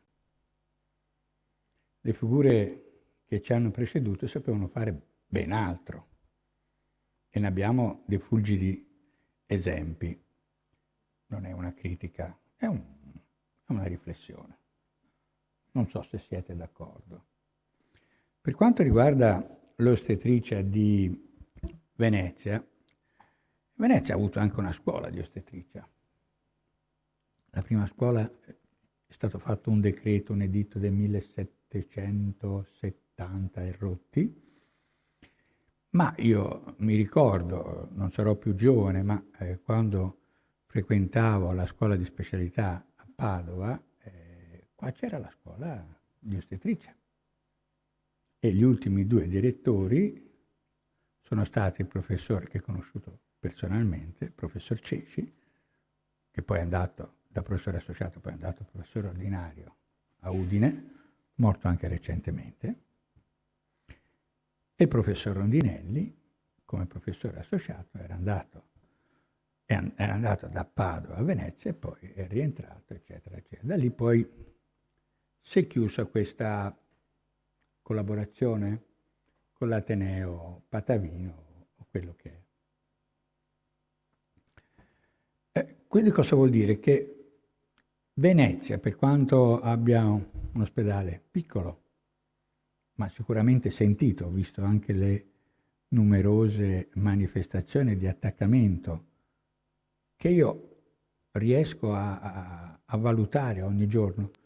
Io 18 mesi che sono qua e sono stato 10 anni a Mestre e mi permetto, senza offesa per i mestrini, qualora ce ne fossero, che sento molto più attaccamento al proprio ospedale della popolazione di Venezia che della popolazione mestrina. Se poi parliamo di ostetricia, il dottor Morandi ci ha fatto capire quanto è cresciuta l'oncologia. Il dottor Vitturi ci ha fatto un rapido excursus carrellata di cos'era e di cos'è la geriatria, ma tanto qua di ostetrici penso non ce ne sia nessuno, giusto? Sono l'unico. L'ostetricia alla fine della fiera è rimasta sempre la stessa. Anzi, si sta tornando indietro. Si sta parlando di demedicalizzare il parto. Siamo tornati al nostro mondo, per alcuni studiosi, antropologi, naturale del parto in acqua. Temi che solo 30 anni fa, quando io facevo lo specializzando, una cosa incredibile. Siamo tornati ai concetti di parto naturale. Cosa voglio dire questo? Che proprio in questa occasione mi sembra, ma sicuramente la mia è un punto di vista personale, l'ostetricia rappresenta un vero e proprio trade union della medicina non negli anni, nei decenni, nei secoli. Perché penso che sia stata quella specialità medica che è meno cambiata, non evoluta, sono due concetti diversi, e che anzi oggi si sta, erroneamente secondo me, come dicono tanti, dice si sta tornando indietro. No, forse si sta capendo, con umiltà, che forse avevano ragione quelli di prima. Legacy, oggi cesareo, aspetta a farlo, che fretta che hai? Io mi ricordo che quando ero in clinica ostetrica, 40ª settimana scadeva una cambiale. La signora aveva da partorire e non c'era verso. Lei si metteva la famosa flebo, inventati te qualcosa, che mi invento anch'io qualcosa, e logicamente c'era un alto tasso di cesareo. Lo sto vivendo ora sulla mia pelle, dico per me 30 anni, ma anche di più, abbiamo fatto credere, qui c'è anche un professore dell'università, quindi non lo voglio offendere, che il cesareo era la panacea di tutti i problemi. Ho un problema in ostetricia? Faccio il cesareo. Buongiorno e buonasera. I primi che ci hanno detto che pian, perché forse non è proprio così. Chi sono stati? Il dottor Pitter e compagni. I neonatologi hanno cominciato a dire che aspettiamo, perché è venuto fuori paradossalmente che tutte le difficoltà del parto che incontra questo feto per uscire, le famose 10-12 ore, altro non fanno bene al neonato e che gli fa male nascere bello bellino senza nessun, tra virgolette, stress. Questo oggi però è netto contrasto un po' con quello che è il concetto moderno di medicina, perché forse noi siamo gli unici che si sta non tornando indietro, riguardando e riproponendo momenti passati, mentre tutti gli altri, a partire dalle medicine, dalle chirurgie, fanno dei passi avanti. Ma questo non deve essere considerato, questo nostro atteggiamento, un passo indietro, un passo avanti. Ritornando al reparto che ho l'onore di dirigere, onore nel vero senso della parola, è importante la presenza di un punto nascita a Venezia. C'è qui il dottor Tessarini, sono completamente d'accordo. Le polemiche che ci sono state in questi periodi sono polemiche sterili, posso dire? È importante da un punto di vista oleografico, da un punto di vista storico. Dal punto di vista mettetelo voi, ci deve essere. E sta tornando, senza offesa per nessuno, quel sentimento di fiducia, comprensione tra l'ospedale e la popolazione. Non è merito mio, perché un reparto non lo fa un direttore primario, chiamiamolo come gli pare, ma sono i collaboratori, dal primo all'ultimo si dice, ammesso che ci sia un primo all'ultimo. E noi vediamo che la gente sta tornando a partorire a Venezia, ma non si fa mica niente di particolare, Non si fa nulla. Si ascolta le persone, si cerca di colloquiare, si cerca di andarle incontro, però anche fargli capire cosa si deve fare e cosa non si deve fare. Anche noi siamo molto proiettati in quello che è il parto naturale, che però sempre, innanzitutto salvaguardia il feto e anche la mamma. Non siamo, tra virgolette, sconsiderati. Non è che cerchiamo il parto naturale ad ogni costo. Poi, e qui senza togliere niente all'ospedale di Mestre, ho trovato a Venezia un ambiente favorito anche dal fatto che è più piccolo, ma un'ottima collaborazione. Ottima collaborazione con i pediatri, neonatologi, con i radiologi, con gli anestesisti, con i chirurghi. Cioè, è un po' facile dire a me che ho trovato una famiglia. L'ho trovata. Mi viene da dire questo. E ho trovato anche che questa collaborazione non sussiste, non è presente solo tra medici, che potrebbe essere data anche per scontato, ma lo vedo anche nei confronti del personale non medico. Quindi, alla fine della fiera, come si suol dire, le esigenze della popolazione è giusto che vengano accolte. Bisogna ascoltare, non più come imporre, come era stata all'inizio della mia carriera. Arrivava il medico e diceva, poneva le mani, no? Oggi devi spiegare alle persone, perché poi abbiamo un grossissimo nemico, che non è tanto la giustizia, il procuratore, il giudice, è internet. Internet è il nostro problema, perché su internet chiunque può scrivere qualcosa, le più grosse fake news, io intanto l'ho detto, buongiorno e buonasera, è difficile discernere. Quindi noi abbiamo un impegno ancora maggiore nel parlare. In più noi ostetrici non solo dobbiamo parlare a una mamma, dobbiamo parlare anche a un papà. Sentite, ora, anche da un punto di vista legislativo, vogliono dare la paternità, i congedi per i papà. Ma poi la gravida c'ha anche una famiglia di intorno, che va dalla mamma, poi diventa nonna, al papà, al nonno. Quindi è anche una cosa bella. E ritrovare tutte queste cose, sicuramente con numeri più piccoli. Non ci piove, perché vengo da un posto dove si fa più di 2000 nati, a un posto dove se ne farà quest'anno, però in aumento, questo sì, sono orgoglioso, sui 360, 370, però ho rivissuto con piacere tante emozioni che stavo perdendo e che penso si possono trovare in tali ambienti.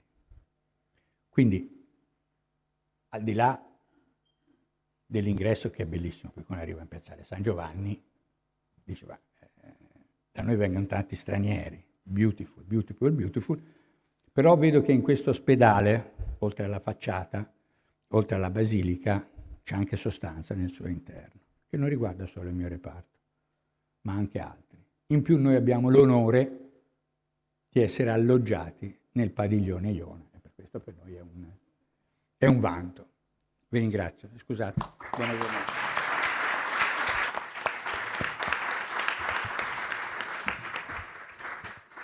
Grazie dottor Cerri anche per questa sua appassionata partecipazione personale. E adesso diamo la parola al dottor Pietro Maria Donisi, che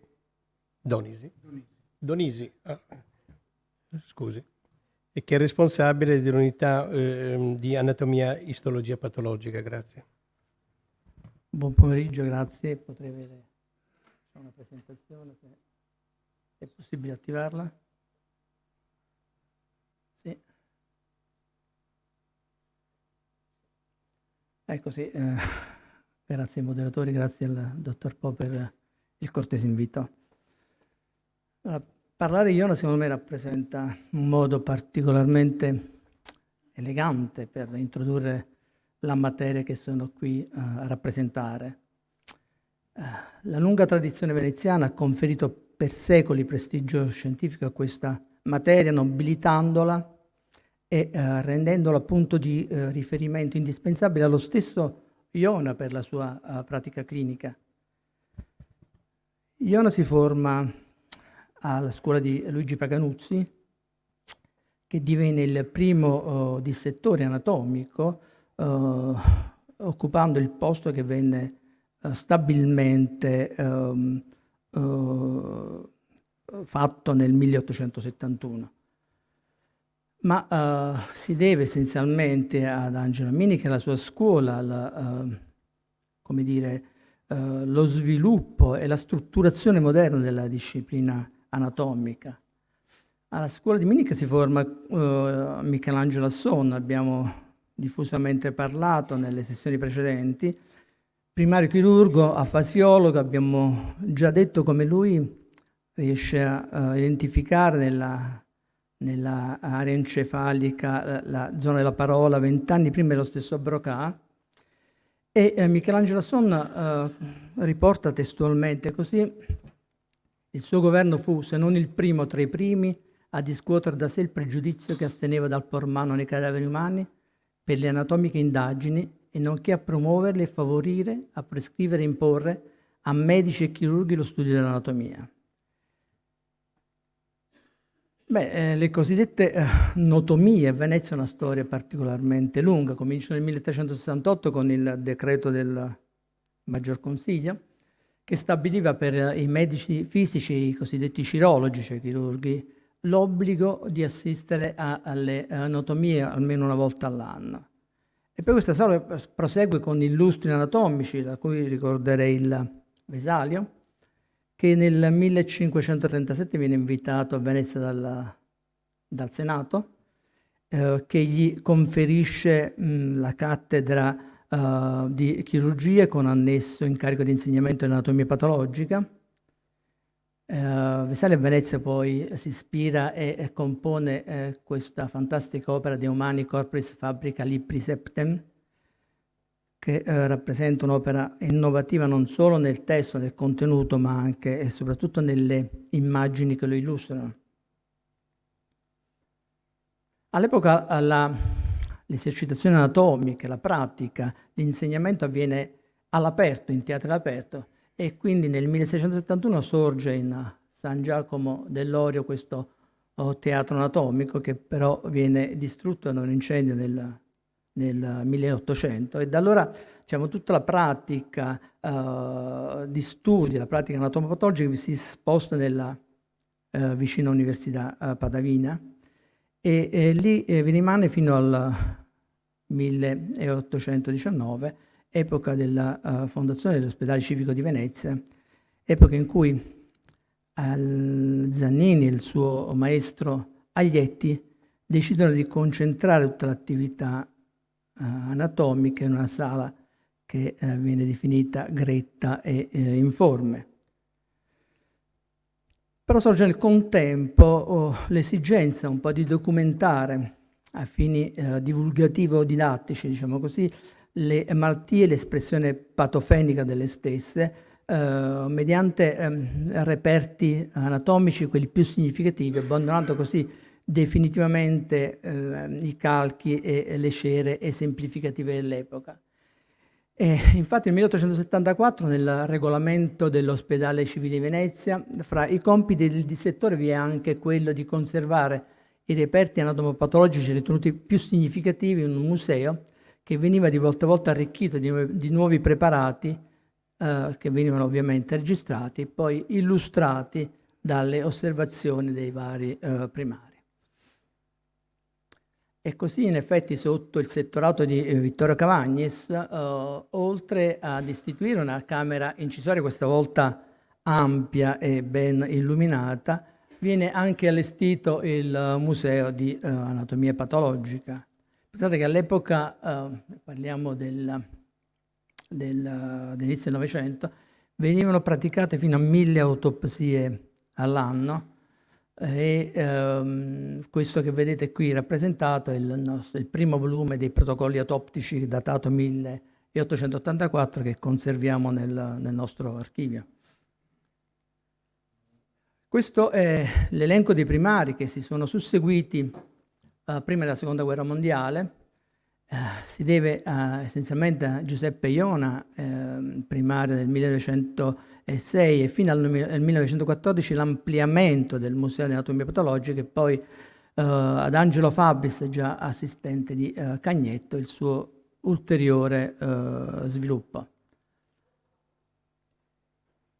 Da allora, parliamo del dopoguerra, fino agli anni 70, il museo ha continuato ad arricchirsi di nuovi preparati, è stato particolarmente curato, soprattutto ad opera del professor Ferrari, che docente primario di anatomia patologica dal 1956 al 1980. E poi da allora è rimasto, diciamo, in maniera un po' trascurata in una sala adiacente al laboratorio di anatomia patologica al secondo piano della palazzina dei laboratori, e poi dal 1991 viene trasferito al piano terra della stessa palazzina adiacente alla sala Settoria, all'attuale sala Settoria. Bene, oggi parte di quei reperti opportunamente restaurati è andato a formare il nuovo museo, dato a arricchire il nuovo museo di anatomia patologica intitolato ad Andrea Vesalio, che si trova in adiacenza della vecchia farmacia, anch'essa ristrutturata, in vicinanza dello scalone che porta alla biblioteca di San Marco. Ecco, diciamo che salvare il museo, operazione a cui, come ultimo primario di questa gloriosa tradizione, mi onora aver contribuito, rappresenta un piccolo ma significativo modo per raccontare la storia del pensiero dei patologi che lo costruirono, in un certo senso comprendere, capire un'epoca e poi, secondo me, anche offrirla in lettura non solo ai medici ma anche agli storici che verranno. Grazie.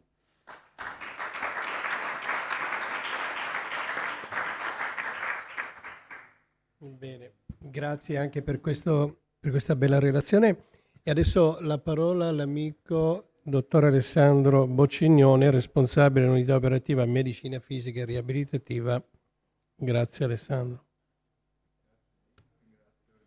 Grazie per l'invito, molto gradito. E, scusami, qual è? Eccolo qua. Vabbè, questa è una storia del 200 anni dell'ospedale civile di Venezia e nel 1819 nascono gli ospedali civili riuniti di Venezia. Nel corso degli anni la medicina fisica e riabilitativa ha avuto sedi operative agli ospedali civili riuniti, ora ospedale civile, all'ospedale geriatrico GB Giustinian, ora sede distrettuale, all'ospedale al mare, ora anch'esso sede distrettuale, e in terraferma all'ospedale Umberto I e successivamente all'ospedale dell'Angelo. Venivano poi e vengono anche attualmente erogate prestazioni riabilitative a livello territoriale attraverso le sedi distrettuali, così come veniva garantita un'attività di consulenza fisiatrica nelle strutture ospedaliere che non avevano al loro interno una sede della medicina fisica e riabilitativa.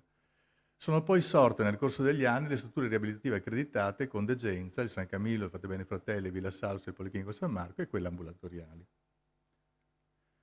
Attualmente nel distretto veneziano dell'ULSS-3, Serenissima, c'è un'unità operativa complessa di medicina fisica e riabilitativa con 6 diverse sedi erogative. 2 ospedaliere, l'ospedale civile dell'Angelo, 4 territoriali, il GB Giustiniani e Lido in centro storico e isole, via Cappuccina e Favaro Veneto in terraferma. Per quanto riguarda la storia delle riabilitazioni italiane, il ruolo più rilevante è stato rivestito dall'ospedale al mare, la cui eredità attuale è costituita dalle piscine del distretto del Lido di Venezia e da numerosi professionisti che si sono dispersi nelle varie strutture riabilitative del veneziano. Questa premessa per arrivare a quella che è l'organizzazione attuale della medicina fisica e riabilitativa nell'ULSS Serenissima, dove c'è un dipartimento funzionale di riabilitazione, scusate, in ospedale al territorio, con delle strutture a gestione diretta, che sono le unità operative di medicina fisica e riabilitativa del distretto di Venezia Mestre, quindi ospedale civile, Angelo e sedi distrettuali, e l'unità operativa di medicina fisica e riabilitativa del distretto di Mirano Dolo, con 3 sedi, Dolo, Mirano e Noale, e l'unità operativa di medicina fisica e riabilitativa del distretto di Chioggia. Questo come parte strutturale. Poi ci sono tutti i raccordi funzionali, che sono l'unità operativa medicina sportiva, le 2 unità operative semplici di neuropsichiatria infantile e le 2 unità operative complesse di cure primarie. Poi tutte le strutture accreditate, Fatebenefratelli, Villa Salus, Policlinico San Marco, il San Camillo e le strutture ambulatoriali accreditate per medicina fisica e riabilitativa. Quindi questa trasversalità della riabilitazione si riflette anche oggi nell'organizzazione attuale, perché sarebbe riduttivo pensare una sede della riabilitazione come in una sola sede ospedaliera o in una sede separata dall'altra, perché poi lo vedremo nelle slide successive, la trasversalità è proprio la chiave di volta per capire che cosa effettivamente facciamo noi fisiatri, cosa fanno i professionisti della riabilitazione. Quindi facciamo un attimo un passo insomma, un passo un pochino più alto. Nel 2006 alle Nazioni Unite c'è la Convenzione sui diritti della persona con disabilità, che riafferma i diritti inalienabili che appartengono a ciascun individuo e che non possono essere negati proprio alla parte più fragile della popolazione. Elabora in dettaglio i diritti delle persone con disabilità, occupandosi tra l'altro di diritti politici, civili, di accessibilità, partecipazione, diritto all'educazione, alla salute, al lavoro e alla protezione sociale. Il 30 marzo 2007 81 Stati membri della Comunità Europea firmano la Convenzione sui diritti della persona con disabilità.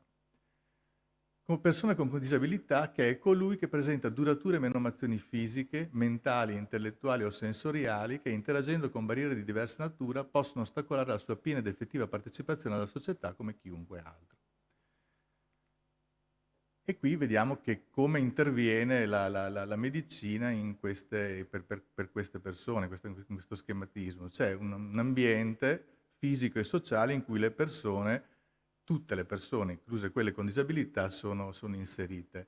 È importante la distinzione tra ambiente fisico e sociale. Ambiente fisico è quello che uno si trova a dover affrontare fisicamente tutti i giorni. Pensiamo, e lo vedremo poi dopo, una città di Venezia, quali impatto può avere su un disabile per quanto riguarda l'ambiente fisico. Poi l'ambiente sociale, quella che è l'atteggiamento della società nella persona con disabilità, nei confronti di tutte le persone, ma in particolare nelle persone con disabilità.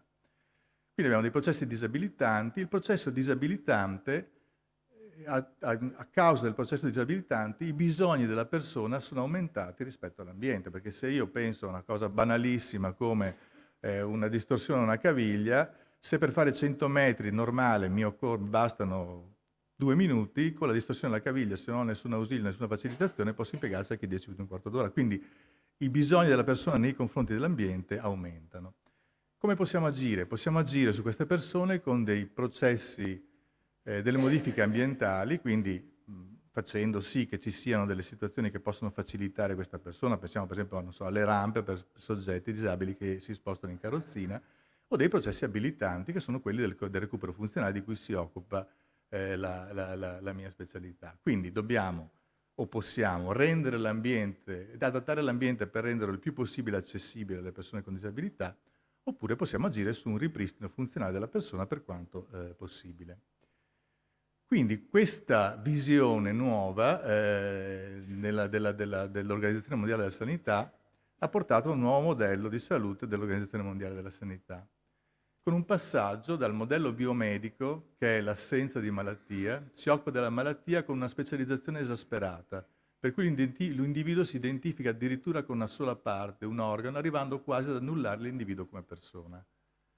Sto estremizzando, però è tanto per capire qual è la differenza del nuovo modello dell'OMS, che è uno stato di completo benessere fisico, psichico e sociale e non una semplice assenza di malattia. E facciamo un ulteriore piccolo passo indietro. Nel 2001 nasce ICF, la Classificazione Internazionale del Funzionamento della Disabilità della Salute, comunemente nota come ICF. Qual è il modello concettuale dell'ICF? Visti i presupposti sulle persone con disabilità che abbiamo visto prima, non può essere che un modello biopsicosociale, dove condizioni di salute, fattori ambientali e fattori personali agiscono su funzioni e strutture corporee con integrità o menomazione, attività con capacità e limitazione e la partecipazione, con possibilità di partecipazione o restrizione della partecipazione stessa. Quindi abbiamo dimensioni di funzionamento e disabilità. Gli aspetti positivi sono il funzionamento, le funzioni e strutture corporee, l'attività e la partecipazione. Gli aspetti negativi sono la disabilità, menomazioni, limitazioni dell'attività, restrizione della partecipazione.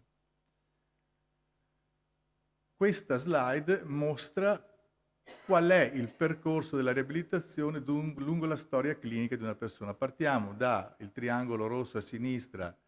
All'inizio sono importanti le cure mediche, la presa in carico medica o chirurgica, in determinati casi ovviamente, e la riabilitazione è poco importante. Man mano la riabilitazione aumenta la sua importanza e soprattutto accompagna la persona con disabilità lungo un percorso che va da un contesto acuto, che è l'ospedale, a un contesto che è il reinserimento nella società e nell'ambiente di vita di tutti i giorni di questa persona.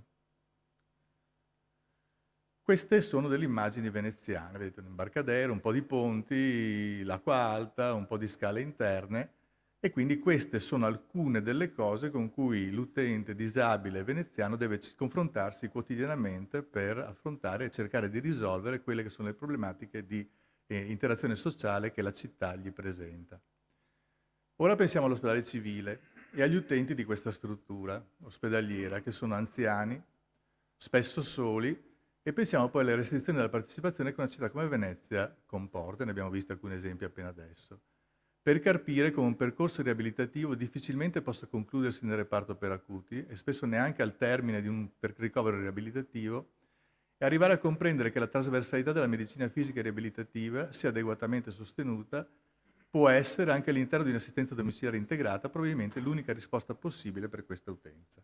E vi ringrazio.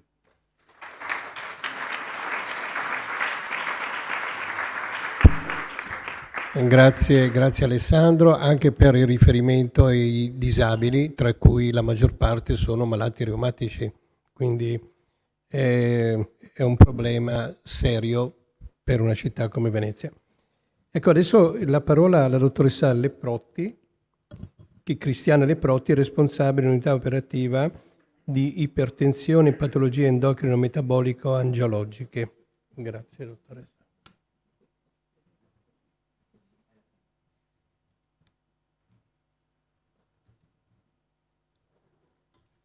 Io c'ho un...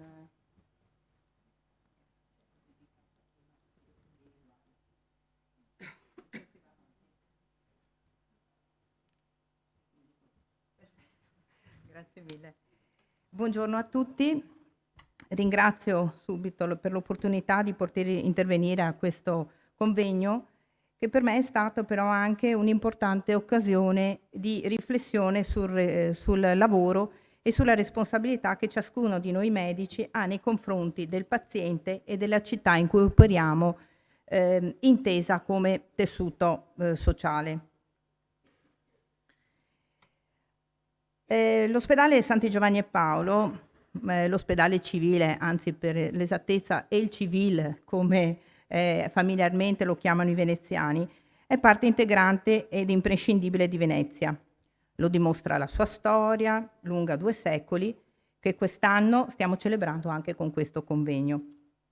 Io sono in questa sessione in cui il fulcro è il professor Giuseppe Iona, un nome che è familiare a tutti per la lapide che dal 1947 si trova in campo del Ghetto Nuovo e soprattutto per noi, per il padiglione Iona dell'ospedale, a lui dedicato nel 1945 assieme a una lapide in memoria.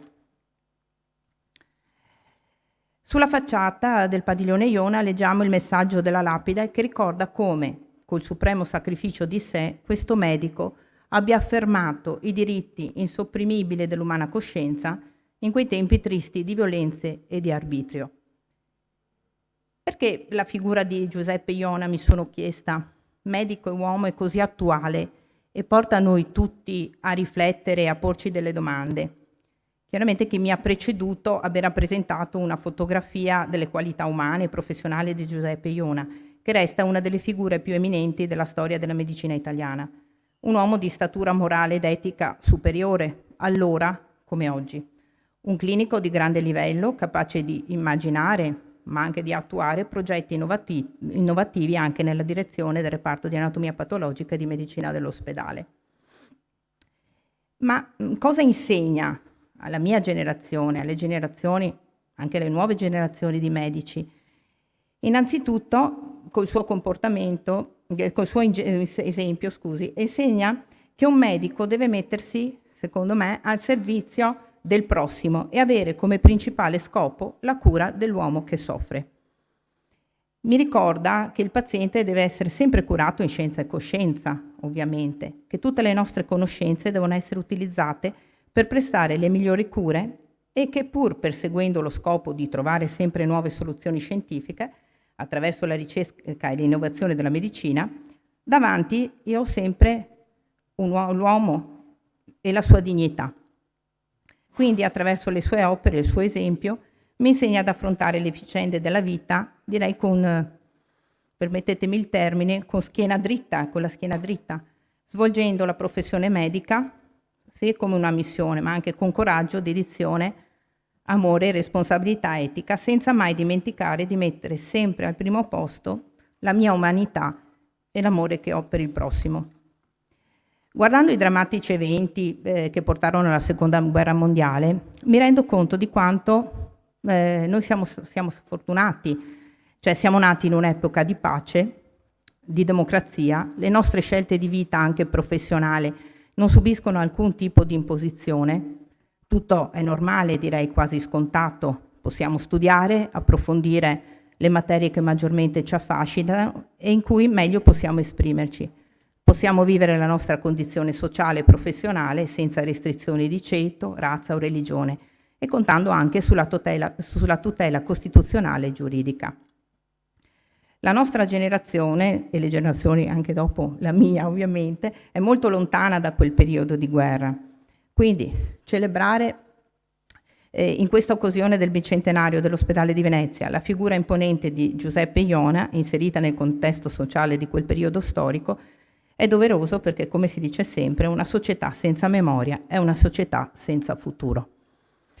Personalmente posso solo immaginare quali e quante difficoltà hanno affrontato coloro che mi hanno preceduto e anche in quel periodo. Il professor Iona ne è stato l'esempio tra i più alti. Nonostante tutto, lui ha curato, assistito con straordinaria professionalità e umanità e al contempo ha innovato la medicina, indicandoci la strada maestra per un progresso illuminato attraverso lo studio e la formazione professionale. Egli ha dedicato tutta la sua vita al prossimo, ai malati, ai più deboli e indifesi. Un uomo che ha preferito togliersi la vita piuttosto che tradire, però che prima di morire redige un accurato testamento in cui esprime la sua volontà di lasciare gran parte dei suoi beni a opere sociali e caritatevoli. Quindi io direi che un esempio, come è stato più detto anche dai miei colleghi prima, un esempio inavvicinabile per caratura professionale ed etica, che provoca ammirazione, ma anche un po' di soggezione e chiama a tutto tondo il nostro giuramento professionale. Quando noi diciamo consapevoli dell'importanza e della solennità dell'atto che compio e dell'impegno che assumo, giuro, ad esempio, di esercitare la medicina in libertà e indipendenza di giudizio e di comportamento. Ma mi sono domandata, come posso cogliere l'eredità scientifica e culturale di un uomo di questa caratura? Voi mi direte, ovviamente facendo il tuo dovere, no? Aggiornando le conoscenze scientifiche continuamente, però anche avendo ben presente che la cura del paziente è anche accudimento. I mezzi tecnologici che oggi abbiamo a disposizione non devono distoglierci dal rapporto umano. Il fulcro del rapporto medico-paziente deve continuare a risiedere nel contatto umano, nella capacità del medico di esaminare un corpo anche attraverso i propri sensi, nella capacità della mano umana di toccare, diagnosticare e curare. L'approccio medico-paziente quindi si identifica in una sorta, anche questo passatemi il termine, di rituale. Un messaggio chiaro però che noi medici continuiamo a trasmettere ai pazienti. L'unità che io dirigo, secondo me, si presta particolarmente alla cura umanizzata, in quanto è un centro di cura e anche però di prevenzione del rischio di patologie cardiovascolari e cerebrovascolari. Di conseguenza l'ascolto del paziente, delle sue manifestazioni di sintomi, a volte amplificati da situazioni anche personali, diventa fondamentale per la diagnosi. Nel caso di patologie come l'ipertensione arteriosa, il nemico silenzioso, come fu chiamata dal professor Cesare Dal Palù, il paziente necessita di maggiore attenzione ai sintomi e ai segni e di accurato impegno diagnostico, continuando però ad utilizzare come strumento principale la semiotica, da millenni pilastro della diagnosi clinica, che permette al medico di leggere i sintomi e i segni del corpo. Utilizzando uno degli insegnamenti sempre ricordato a noi studenti dal professor Dal Palù alla Scuola di Medicina di Padova, il bravo medico offre se stesso al paziente come un farmaco. I pazienti sono persone e non solo corpi da curare, quindi la personale sensibilità nel rapporto con il malato e con i suoi familiari è fondamentale. È questo atteggiamento che fa la differenza e ci rende vicini alla sofferenza. Comunque, ritornando all'ipertensione arteriosa, considerato che, come vi ho detto, è un nemico silenzioso e che ha un'alta percentuale di ipertesi e che un'alta percentuale di ipertesi non sa di esserlo, è evidente quanto sia importante un'efficace azione di informazione, prevenzione e terapia. In una realtà come la nostra ULSS, dove il più alto numero di esenzioni è proprio quello dell'ipertensione arteriosa, la prevenzione e la cura si rivelano fondamentali per garantire la salute e la qualità di vita al cittadino. Il nostro direttore generale, il dottor Dalbene, ci chiede sempre di aprire, anzi sempre più, al rapporto con la cittadinanza, anche uscendo diciamo, dalle mura dell'ospedale, e per offrire informazione sulle varie patologie e anche sui corretti stili di vita. In quest'ottica, dal 2013, la nostra azienda aderisce alla Giornata Mondiale contro l'ipertensione arteriosa, che ogni maggio viene promossa in tutto il mondo dalla World Hypertension League e organizzata in Italia dalla Società Italiana dell'Ipertensione Arteriosa sotto l'alto patronato del Presidente della Repubblica. Per una mattinata, il personale medico, infermieristico in apposite postazioni sono a disposizione della cittadinanza, ma anche dei turisti.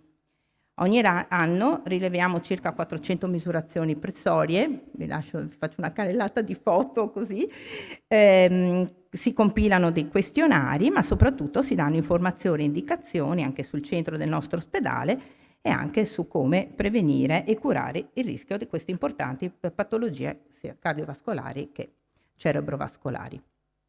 Un'altra iniziativa che impegna i medici dell'ospedale e informa la cittadinanza sui temi della prevenzione e degli stili di vita anche corretti è la Salute Vien Vogando, che è organizzata dal gruppo sportivo Artigiani di Venezia, con la Remiera, e fin dalla prima edizione, però nel 2016, è patrocinata e sostenuta dall'ULSS 3 Serenissima. La manifestazione vede impegnati un gran numero di medici ospedalieri e ognuno nella propria specialità informa la cittadinanza sui benefici della Vogala Veneta, quindi sport tradizionale di Venezia, quale strumento di benessere psicofisico e anche per prevenire patologie legate anche a stili di vita non corretti.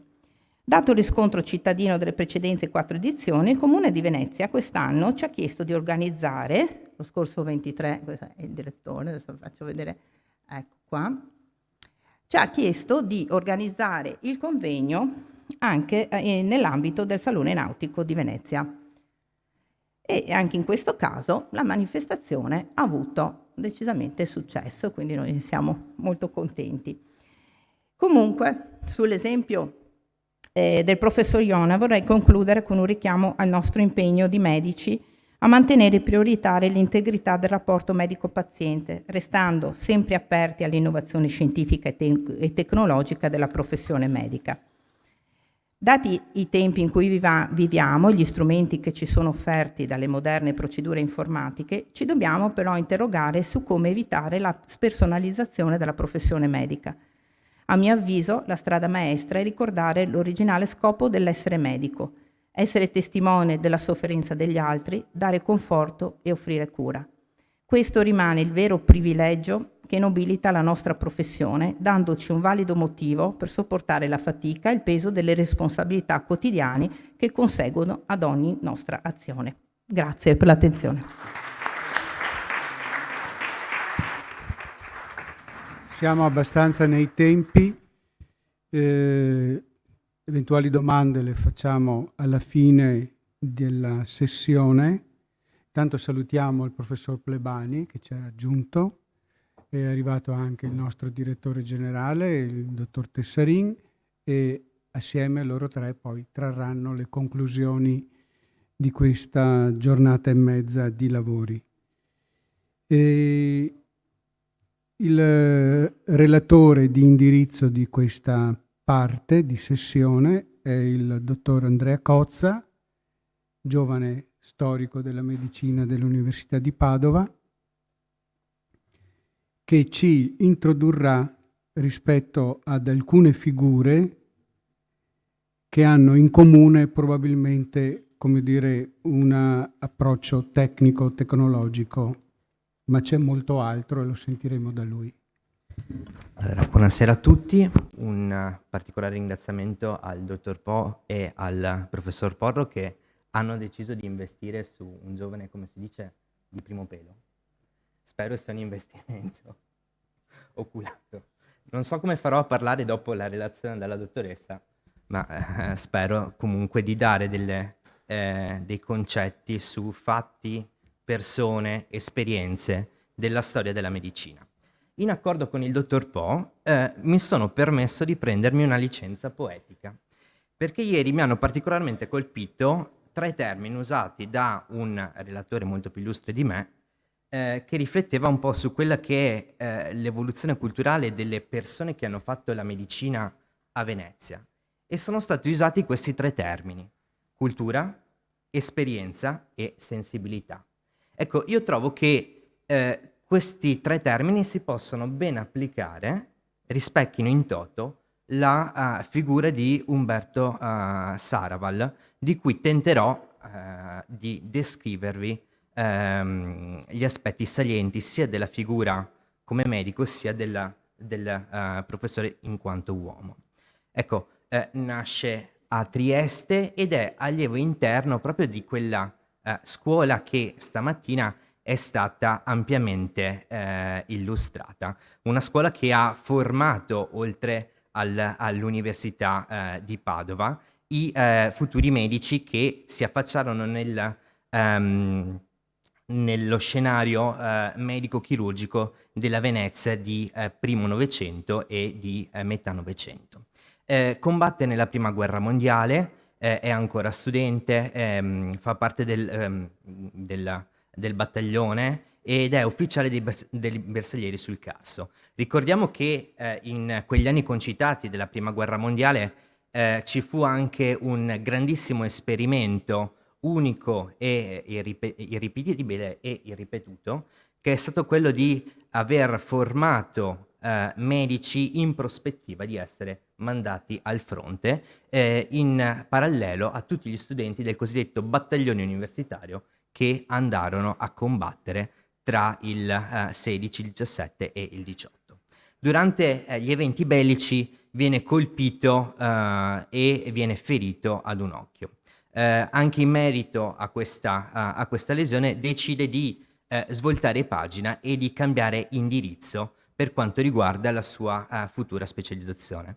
Ed ecco che una volta laureatosi a Padova nel 1918, a partire dal 19 si occuperà estesamente e per tutto il resto della sua carriera professionale di odontostomatologia.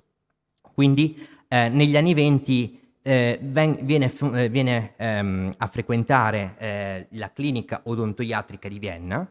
Non dimentichiamo che fino a tutti gli anni 20, anche agli anni 30, erano ancora ben aperti quei flussi, quei canali culturali che portarono a stabilire un asse scientifico tra Padova, tra Venezia e la Mitteleuropa rappresentata da Vienna.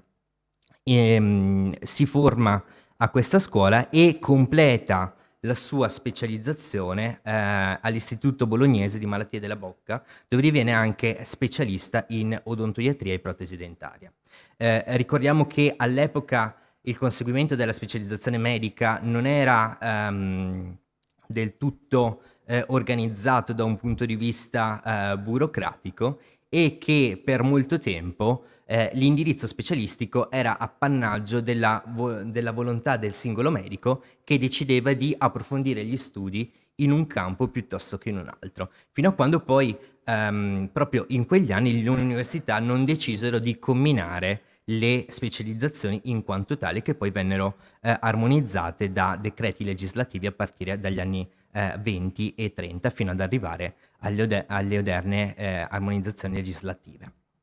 Ecco, negli anni 20 sono anche quegli anni in cui a Venezia viene fondato il primo reparto di odontostomatologia, come peraltro è stato ampiamente ricordato nel convegno del 2017 della Società Italiana di Storia dell'Odontostomatologia, che proprio alla figura di Umberto Saraval ha dedicato molti interventi.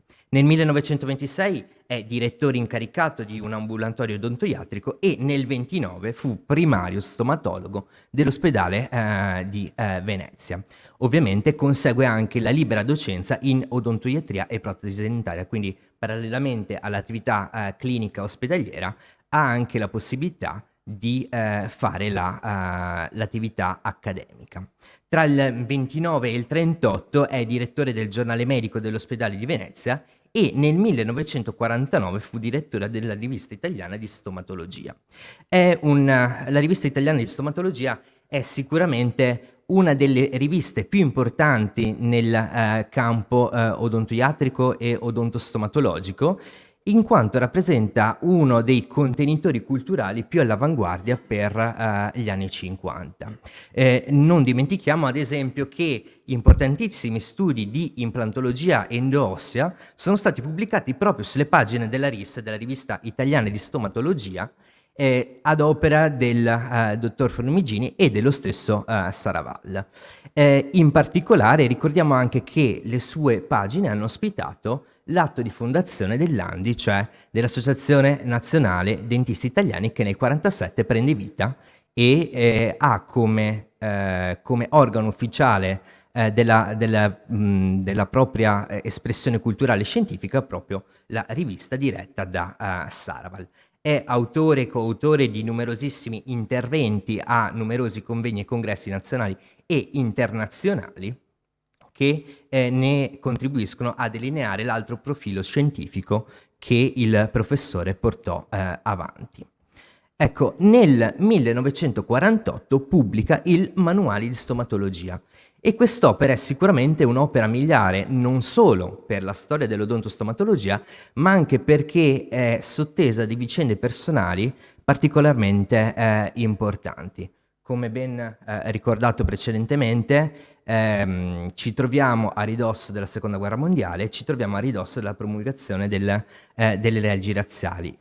Anche a Venezia infuria l'odio razziale e lo stesso Saraval e la sua famiglia furono colpiti da questo. Non dimentichiamo che il fratello del professor Saraval fu colpito in prima persona e fu appunto deportato. Quest'opera, come è stato accennato anche ieri, fu compilata in una sorta di reclusione al riparo appunto dalle retate, quindi senza la possibilità di accesso a testi di riferimento, ma sicuramente rappresenta anche, credo a mio parere, ma penso di interpretare, spero di interpretare i sentimenti di molti, una voglia estrema di riscatto e di affermazione del professore. Ricordiamo inoltre che lo stesso Davide Giordano ha avuto delle parole di profondo encomio per la realizzazione di quest'opera, che ha rappresentato un punto di riferimento per l'odontoiatria e l'odontostomatologia italiana dal secondo dopoguerra fino quasi ai giorni nostri. Nel 1953 diede inoltre alle stampe un'opera sui tumori e sulle ulcerazioni dei tessuti molli della cavità orale. Ecco, riprendo il punto da cui sono partito le tre parole cultura, esperienza e sensibilità. Dopo la scomparsa del professore, il professor Muner scrive che l'attività di lui svolta, che più ritorna a noi cara nel ricordo, è quella che lo vide maestro, quindi cultura, nel nostro ospedale durante le lunghe ore di quotidiano lavoro, esperienza clinica, ma anche, credo, soprattutto sensibilità. In quel suo ambulatorio stomatologico la sua fede seppe elevare ad istituto di cura e da centro di studi, attorniato da una schiera di allievi, sempre pronto a interpretare, ad illustrare, ad insegnare. E quindi questa cultura che viene tramandata e che fonda definitivamente la scuola odontostomatologica veneziana. Ecco, quindi mi sono preso questa licenza poetica perché mi piaceva sottolineare questo aspetto ripreso da un collega ieri. Ecco, per entrare nuovamente nel vivo della presentazione, cercherò di illustrare quelli che sono stati i fatti e le vicende legate alle professionalità e alle personalità umane di due docenti in accordo con l'evoluzione incalzante di quella che è stata la medicina tra 8 e 900. Il periodo tra 8 e 900 si configura come forse uno dei più effervescenti in seno alla storia della medicina. È un periodo di profonde innovazioni tecniche e tecnologiche, Pensiamo agli anni '80 dell'Ottocento, in cui si ha questa corsa all'identificazione dell'agente eziologico-batterico, quindi con l'identificazione di numerosi batteri in base alla descrizione morfologica e anche a innovazioni tecniche come le colorazioni istologiche. È un periodo in cui agli inizi del Novecento, siamo nel 1901, vengono identificati i gruppi sanguigni AB0 ad opera di Karl Landsteiner e del gruppo AB da parte di Sturli e De Castello. Sturli, non dimentichiamo, medico triestino. È un'epoca in cui si afferma la sieroterapia in un'opera di sanità pubblica che tende a produrre una immunità di gregge che era sicuramente il metodo più efficace per contrastare l'affermazione delle malattie infettive. Ma è anche un'epoca in cui la tecnologia fa capolino proprio in seno alle discipline mediche. L'elettricità entra nella medicina, ad esempio non dimentichiamo che nel 1903 si eseguono le prime registrazioni elettrocardiografiche, quindi le prime registrazioni dell'attività elettrica del cuore, ma sono anche l'epoca in cui si fanno i primi esperimenti di cardioversione elettrica del cuore stesso, ed è l'epoca in cui si vengono a definire nel loro indirizzo moderno quelle che sono le attuali specialità che compongono la medicina. In questa epoca di estrema vitalità in campo medico e scientifico, siamo in epoca positivistica prima e post-positivistica dopo, si affermano alcune personalità come quella di Domenico D'Armand, che fu allievo del padovano Achille De Giovanni. Ricordiamo Achille De Giovanni fu ordinario di clinica medica e venne considerato come uno degli ultimi, o meglio come uno degli esponenti dei cosiddetti clinici col metro, perché a lui si devono numerose misurazioni antropometriche, antropofisiche del corpo umano, e nel 1880 divenne direttore del gabinetto elettroterapico, ovviamente su incarico all'ospedale di Venezia. E da subito si interessò allo studio dell'elettrologia, dell'elettricità medica e dell'elettroterapia. Nel 1895 Röntgen scopre i raggi X, che adesso vedremo, e subito nel 1896 il D'Armand li ricrea a Venezia con strumenti di propria invenzione. Eccoci qua, abbiamo Röntgen che in maniera fortuita l'8 novembre del 1895 si dimentica una chiave sopra una lastra fotografica da sviluppare. In quel periodo stava eseguendo degli studi sui raggi catodici e dimentica appunto questa chiave in vicinanza di un tubo di Hittorf-Crooks, e quando va a sviluppare la lastra fotografica, lui si aspetta un bellissimo paesaggio con fiori e natura, trova che il paesaggio è rovinato, concedetemi il termine, dall'impronta di questa chiave. Allora si domanda sul come sia potuto imprimersi l'immagine sulla pellicola, considerando il fatto che comunque i raggi catodici erano schermati e la cassetta era al riparo da fonti luminose. E allora capì che ci doveva essere un agente terzo che era stato in grado di imprimere l'impronta della chiave sulla lastra fotografica. Ecco che quindi capisce che ci sono delle entità che verranno poi chiamate con il termine di raggi Röntgen proprio in suo onore. Presenterà poi questa scoperta alla Società Medico-Chirurgica di Würzburg, dopo peraltro aver fatto a casa una radiografia della mano della moglie di Frau Berta, che qui vedete nell'immagine. Da questa immagine è tagliata, ma era comunque possibile intravedere la filiera carpale e metacarpale e il profilo delle falangi. La presentazione il 23 gennaio del 1896 rappresentò una pietra miliare per quella che sarà la successiva applicazione dei raggi X nella medicina. In quell'occasione poi, per ripetere ufficialmente in maniera scientifica l'esperienza, deciderà di fare una radiografia del grande anatomista di Würzburg, Albert Kolliker, che rappresenterà, che poi verrà messa agli atti e costituirà il termine di paragone per l'utilizzo dei raggi X. Ecco, Röntgen, c'è da dire a proposito di profilo umano e di profilo morale, deciderà di non vendere mai la sua invenzione, anzi di donarla al mondo. Perché? Perché questa esperienza e queste osservazioni, come affermò lui stesso, devono essere patrimonio a servizio dell'umanità.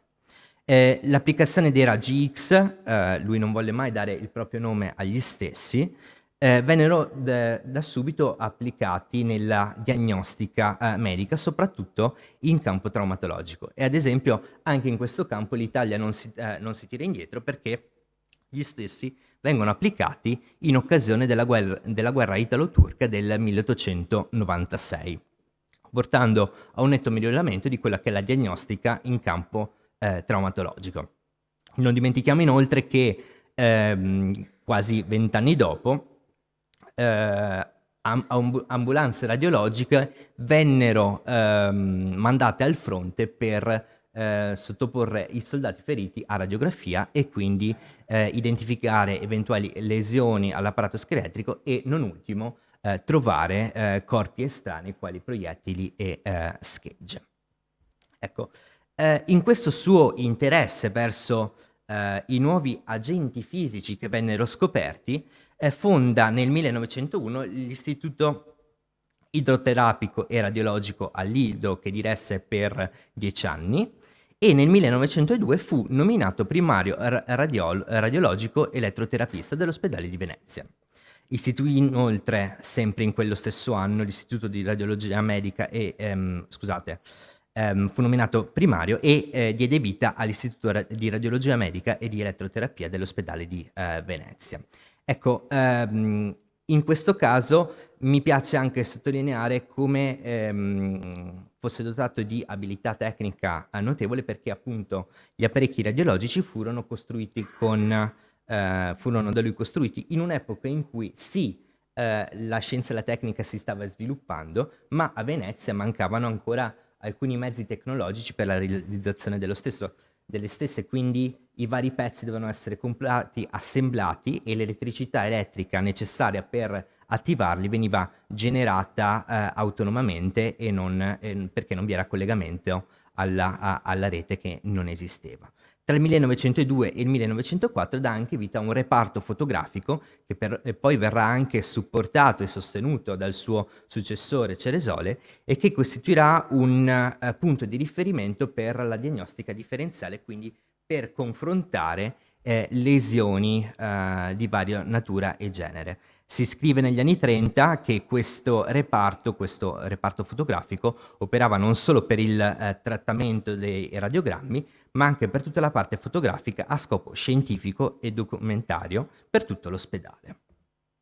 Durante la Grande Guerra è anche lui impegnato in prima persona come medico e lavora al gabinetto radiologico dell'ospedale principale della Marina di Sant'Anna, nella piazza marittima di Venezia. Nel 1920, per sopraggiunti limiti di età, entra in quiescenza. Fu un assiduo collaboratore e scrittore, autore della Rivista Veneta di Scienze Mediche, e si occupò anche di trattamento della tubercolosi con i raggi X e dei reumatismi articolari. Il figlio Simeone d'Arman continuò la tradizione in campo elettroterapico e in campo radiologico e fu uno dei padri fondatori della radiologia italiana. Giusto per dare un po' di numeri, per far capire qual era l'importanza dell'Istituto di Radiologia Medica ed Elettroterapia, nel 1906, quindi a 10 anni sostanzialmente dell'invenzione dei raggi X, vennero effettuate 13.485 sedute di elettroterapia, 761 sedute di röntgenterapia, quindi applicazione pratica, e 139 esami radiologici. 10 anni dopo abbiamo che le indagini radiologiche hanno raggiunto un numero elevatissimo, quindi con un'estesa applicazione di questa metodica di indagine, arrivando a 2.964 casi di indagini radiologiche.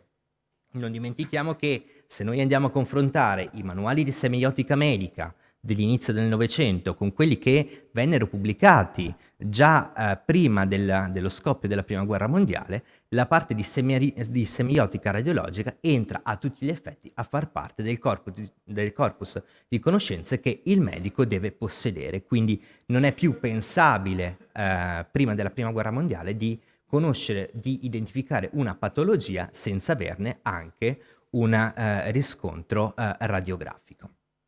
Il suo successore è Giulio Ceresole, che si laurea in scienze naturali nel 1900 e decide anche di laurearsi poi in medicina e chirurgia nel 1903. Si appassiona da subito di terapia fisica e ovviamente di radiologia. Nel 1906 entra a far parte degli aiuti del Darman all'Istituto di Radiologia Medica e di Elettroterapia, ma nel 1909 si trasferisce al gabinetto radioterapico della divisione dermosifilopatica e qui tratta in maniera molto cospicua, si parla nel 1933, quindi a ridosso della sua morte, di oltre 5.500 casi di tricofitici trattati con i raggi X. È anche ricordato per essere uno dei padri fondatori della climatologia e della talassoterapia in Italia, che a partire dal 1900 e credo almeno fino agli anni 50 trovò terreno fertile in Italia. Ecco, durante la Prima Guerra Mondiale anche il Ceresole ha un impegno attivo in quelle che sono le esigenze non solo della città, ma anche dei militari che vengono smistati negli ospedali militari, e tra le sue varie attività sicuramente c'è l'applicazione dei raggi X nella cura delle artriti e delle miositi rinoragiche, di cui fece un'opera molto importante. Riflette anche sul meccanismo d'azione dei raggi X, sulla cataforesi elettrica e sui fenomeni elettrolitici in medicina. Non ultimo, compì importantissimi studi su quella che è la dosimetria, aprendo di fatto la strada per la radioprotezione. Risulta un studio fondamentale, quello pubblicato, che è tutt'oggi reperibile in rete nel sito dell'Associazione Italiana di Fisica Medica, tenuta al Congresso di Radiologia Italiana del 19-20 sulla dosimetria nella radiologia. Ecco, come vi dicevo, Ceresole è stato tra l'altro uno degli esponenti della cosiddetta terapia fisica, che è un grande ambito, una grande branca della medicina di primo Novecento, che ha come applicazione tutti quelli che sono gli agenti fisici che possono essere utilizzati nella cura nella persona. Agli inizi del Novecento, peraltro, era già chiaro che la gestione del paziente dovesse essere a 360 gradi, quindi l'approccio terapeutico doveva essere di tipo igienistico, doveva essere di tipo medico, poteva essere di tipo chirurgico, ma doveva necessariamente essere, come sottolineato da molti medici dell'epoca, anche di tipo fisico. Ecco, la terapia fisica era quella che si articolava in un sistema complesso, appunto nel tentativo di sfruttare le forze fisiche che il mondo naturale metteva a disposizione. Quindi si partiva da una meccanoterapia, entro la quale peraltro veniva fatta rientrare una embrionaria medicina dell'esercizio fisico e una medicina riabilitativa, per estendersi poi a una aeroterapia che tentava di aumentare, in parole povere, semplificando molto, l'ossigenazione del paziente. Si stagliava poi sui concetti idroterapici, che andavano dalle cure con getti d'acqua, ma anche con l'utilizzo ad esempio di fangature, molte delle quali peraltro elettrizzate oppure no, all'elettroterapia, quindi all'impiego di correnti elettriche nella cura di determinate patologie. Potevano essere esse patologie del microcircolo, come quella rappresentata nella figura in cui questo apparecchio era studiato per andare a stimolare le resistenze periferiche del microcircolo, sottoponendo il paziente a deboli correnti di massimo 6 mA, fino alla dibattutissima anche all'epoca elettrofotoelioterapia con peraltro degli aspetti piuttosto controversi e avversi.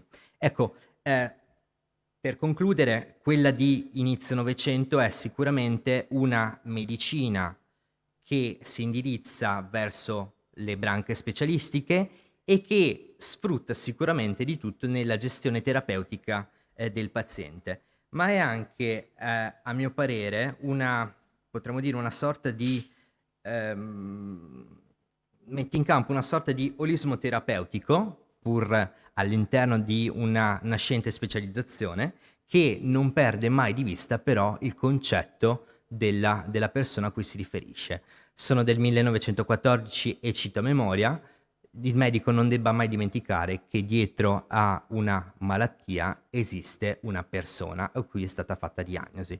Grazie.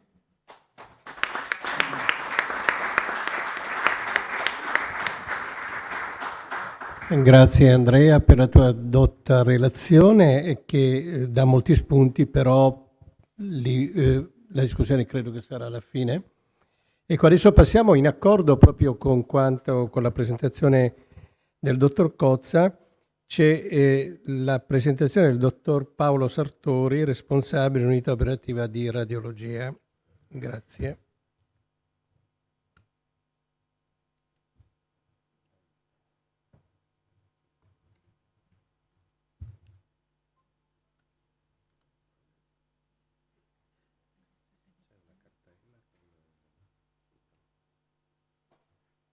Un attimo che cerchiamo noi. Sì.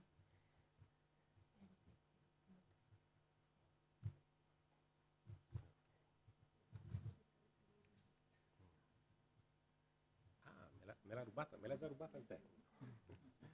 Sì.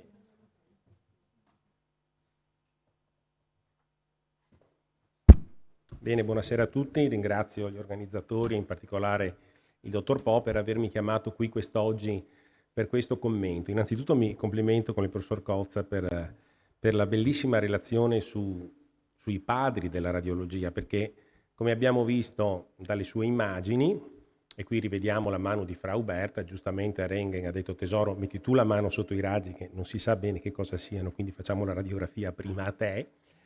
La scoperta dei raggi X risale all'8 novembre del 1895. Bene, Domenico Darman fa esperienza di radiodiagnostica in Italia 3 settimane dopo. Quindi non c'erano i cellulari, non c'era la radio, non c'era la televisione. 3 settimane dopo la scoperta quasi casuale di questa importantissima fonte di energia, Venezia è già all'avanguardia e realizza i primi esperimenti.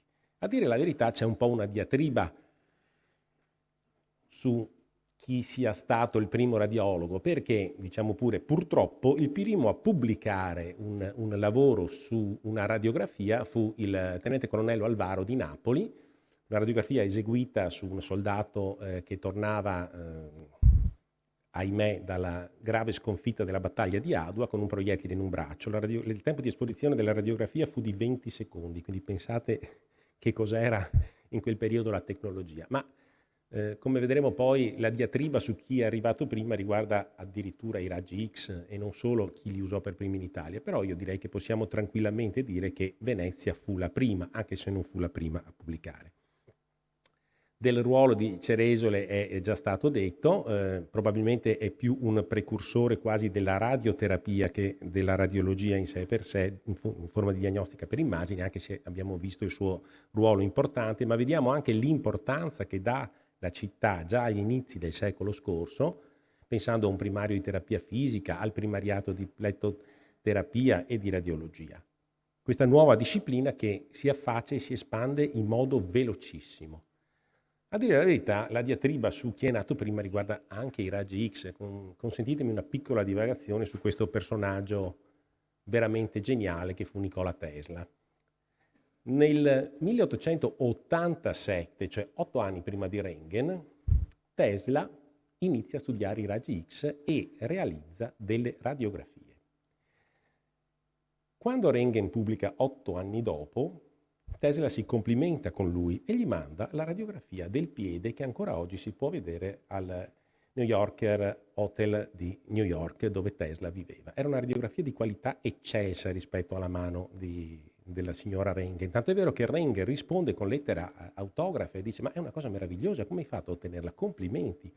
Non ci fu lotta tra i due, perché Tesla, come Röntgen, era un gentiluomo, non era interessato agli aspetti economici.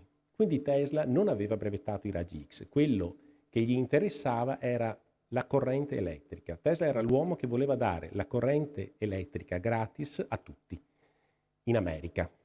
Ovviamente morirà in miseria. Una diatriba più forte invece ci fu tra Tesla e Marconi, perché entrambi si occuparono di onde radio. I primi brevetti furono di Tesla. Marconi otterrà il Nobel, Tesla rifiuterà per 2 volte il premio Nobel, dicendo agli accademici di Stoccolma: voi siete quelli che hanno dato il premio a Marconi che ha usato i miei brevetti, io non voglio il vostro premio. Rifiuterà 2 volte il Nobel. Alla fine la diatriba viene decisa dalla Corte Suprema degli Stati Uniti, perché dopo la Prima Guerra Mondiale la Marconi fa causa agli Stati Uniti dicendo: avete usato la radio, quindi ci dovete pagare le royalty. Nel 1944, alla fine, la Corte Suprema decide che in realtà i brevetti erano di Tesla. Quindi non danno i soldi alla Marconi, non danno i soldi neanche a Tesla, che nel frattempo è morto. Non si discute di soldi con gli americani. Di Tesla ci rimangono però alcune cose. Il suo nome è dato all'unità di misura dei campi magnetici. Le risonanze magnetiche vengono classificate in Tesla, il Tesla e mezzo, il 3 Tesla, il 7 Tesla. E poi ci rimane questa meraviglia sulla quale viaggiamo abitualmente nei treni ad alta velocità, che è il motore elettromagnetico di Tesla, che non è un motore elettrico. Dopo di me parlerà la dottoressa Recannello, che è espertissima in fisica e vi potrà spiegare come una carica in movimento genera una carica elettrica in movimento genera un campo magnetico e quindi genera un'energia enorme. Non so se qualcuno di voi ha avuto il piacere di viaggiare su questa meravigliosa automobile, autolimitata a 250 km/h, vi assicuro che viaggiare a 250 in pieno silenzio è veramente strabiliante. Questo è quello che ci ha lasciato Tesla. Ma torniamo ai nostri maestri, perché questo convegno è dedicato ai nostri maestri. Noi serbiamo con affetto anche le loro foto nel corridoio della radiologia. Una parola merita sicuramente il professor Arcangelo Vespignani, successore delle figure citate dal professore, che diresse l'Istituto di Radiologia di Venezia dal 1936 al 60, quindi per un lunghissimo periodo. Nei nostri corridoi fa ancora bella mostra di sé questo diafanoscopio, cioè questo apparecchio che serviva per appendere le radiografie e leggerle. Quindi erano non solo dei medici, ma erano anche dei costruttori e poi avevano veramente un bellissimo modo di refertare. Noi abbiamo ancora alcuni volumi con i loro referti, guardate qui, referto corto, sintetico, come io cerco sempre e spesso inutilmente di dire ai miei collaboratori, referto corto, capito tutto, quindi ecco, colon ipertonico, appendice non iniettata, dolente, quindi probabilmente è un'appendicite. Facevano il disegnino al collega. Addirittura una annotazione curiosa che potrebbe interessare il dottor Tessarin in chiave di budget, tenevano conto di quante pellicole consumavano. Quindi abbiamo consumato tot pellicole 18x24, quindi un'attenzione al paziente, alla clinica, al costo e alla tecnologia. Dobbiamo ricordarci di questo, perché noi dobbiamo perseguire il futuro e l'innovazione, ma nel rispetto della tradizione, mantenendo la nostra professione legata a quella che era un tempo, altrimenti noi semplicemente spariremo, perché non possiamo più pensare di essere semplicemente i refertatori, i lettori delle figurine. Sta già arrivando il progetto Watson dell'IBM che ha dimostrato una capacità eccezionale di interpretare non solo le immagini radiologiche, ma anche le fotografie.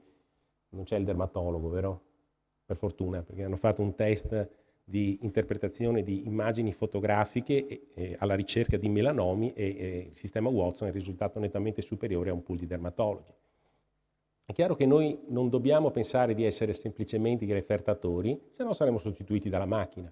Dobbiamo continuare a collaborare con i nostri clinici, chirurghi o medici che siano, sin dall'impostazione, dalla scelta dell'esame, gestire l'esame in prima persona, collaborando ovviamente con le fondamentali professioni sanitarie, il tecnico di radiologia e l'infermiere, ma soprattutto sviluppare la radiologia interventistica, che è il futuro. Chi non imparerà a muovere le mani in radiologia sparirà. La possibilità di risolvere in modo mini-invasivo tutta una serie di problematiche sotto la guida delle nostre apparecchiature rappresenta il vero futuro della nostra professione. Non potremo mai essere, visti i tempi, a livello dei nostri predecessori. Si parlava prima di Iona, ma diciamo che tra i primari dell'ospedale di Venezia in passato ci sono stati da sindaci a direttori della Biennale, presidenti di comunità, eccetera. Quindi non è facile oggi per un direttore di unità operativa ricoprire altri incarichi istituzionali. È comunque doveroso impegnarsi sempre nel sostegno alla cittadinanza, come hanno fatto i nostri maestri, ricorrendo al volontariato, ma sviluppando anche iniziative sociali, raccolta di fondi, finanziamenti, non dimenticandoci che la comunità, anche se forse non ce lo meritiamo, ma ci riconosce un po' il ruolo di opinion leader.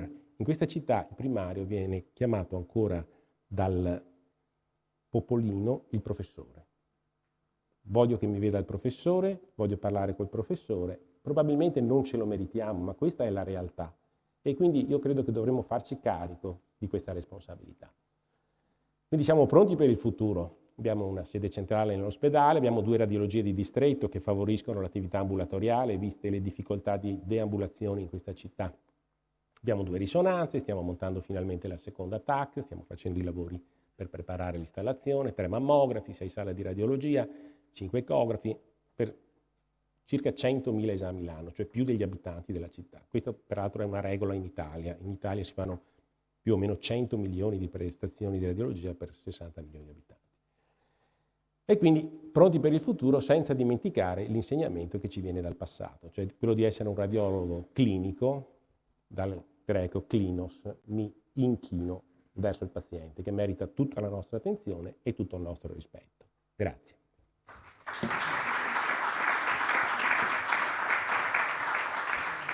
Bene, grazie. E il prossimo intervento è del dottor Michele Sicolo, responsabile dell'unità operativa di medicina nucleare.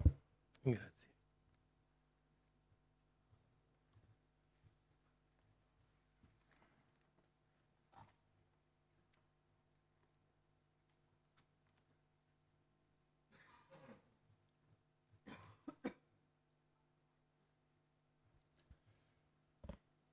E un ringraziamento agli organizzatori, al dottor Po, in un convegno un po' particolare per noi medici, in effetti, perché noi siamo abituati ai convegni scientifici con le nostre belle slide, con le nostre belle cose, e a volte raccontarci un po' di storia ci conforta un attimo, perché ci fa ricordare una volta per sempre, o sempre, che siamo alla fin fine, siamo medici, ma siamo anche vulnerabili e come medici possiamo anche essere pazienti.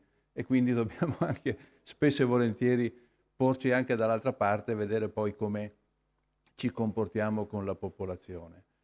Io rappresento una branca della medicina che è un minore sinceramente, nel senso che da sempre è stata affiliata alla radiologia o alla radioterapia e che negli ultimi anni, negli ultimi decenni ha raggiunto una sua autonomia, ma anche perché la storia nasce in concomitanza della scoperta accidentale, perché così è stata, dei raggi X.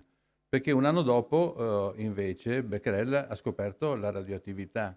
Ma pensate che se qualche settimana dopo a Venezia già c'erano le prime radiografie, La prima immagine scintigrafica cosiddetta della medicina nucleare dobbiamo aspettare quasi il 1950, perché è l'origine, la costruzione di apparecchi che sfruttassero le radiazioni che provenivano dalle radiazioni, dalle sostanze radioattive, per imprimerle su un pezzo di carta, perché era lo scintigrafo che batteva più velocemente lì dove c'era rilevata più radioattività. Parliamo della tiroide, che è stato il nostro capostipite, il nostro organo principale di analisi della medicina nucleare.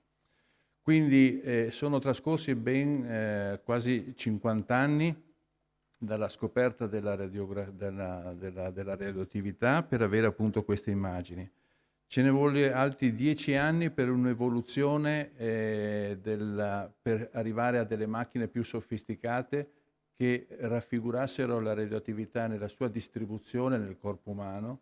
Altri 10 anni, quindi siamo passati nel 70 con l'avvento dell'informatica per computerizzare le nostre macchine e lentamente fino agli anni 80 per le prime PET, e ricordiamo che nel Veneto a Castelfranco fu installata una delle prime PET in Italia grazie al professor Ferlin, che guarda caso veniva lui, come il sottoscritto, dalla semeiotica medica. Noi tutti abbiamo avuto come insegnante, e anche il sottoscritto, il professor Ostoni, il quale Ostoni nel 1953 vinse una borsa di studio a Berkeley in America e lì frequentò lo studio, il reparto di fisica medica, di fisica sanitaria, dove era così chiamato, dove si utilizzavano queste sostanze radioattive. Aneddoti dicono che portò dall'America in borsa della radioattività, probabilmente dello iodio 131, ma non è scritto da nessuna parte, ma sta di fatto che una volta che arrivò in Italia nel 1953 in semeiotica,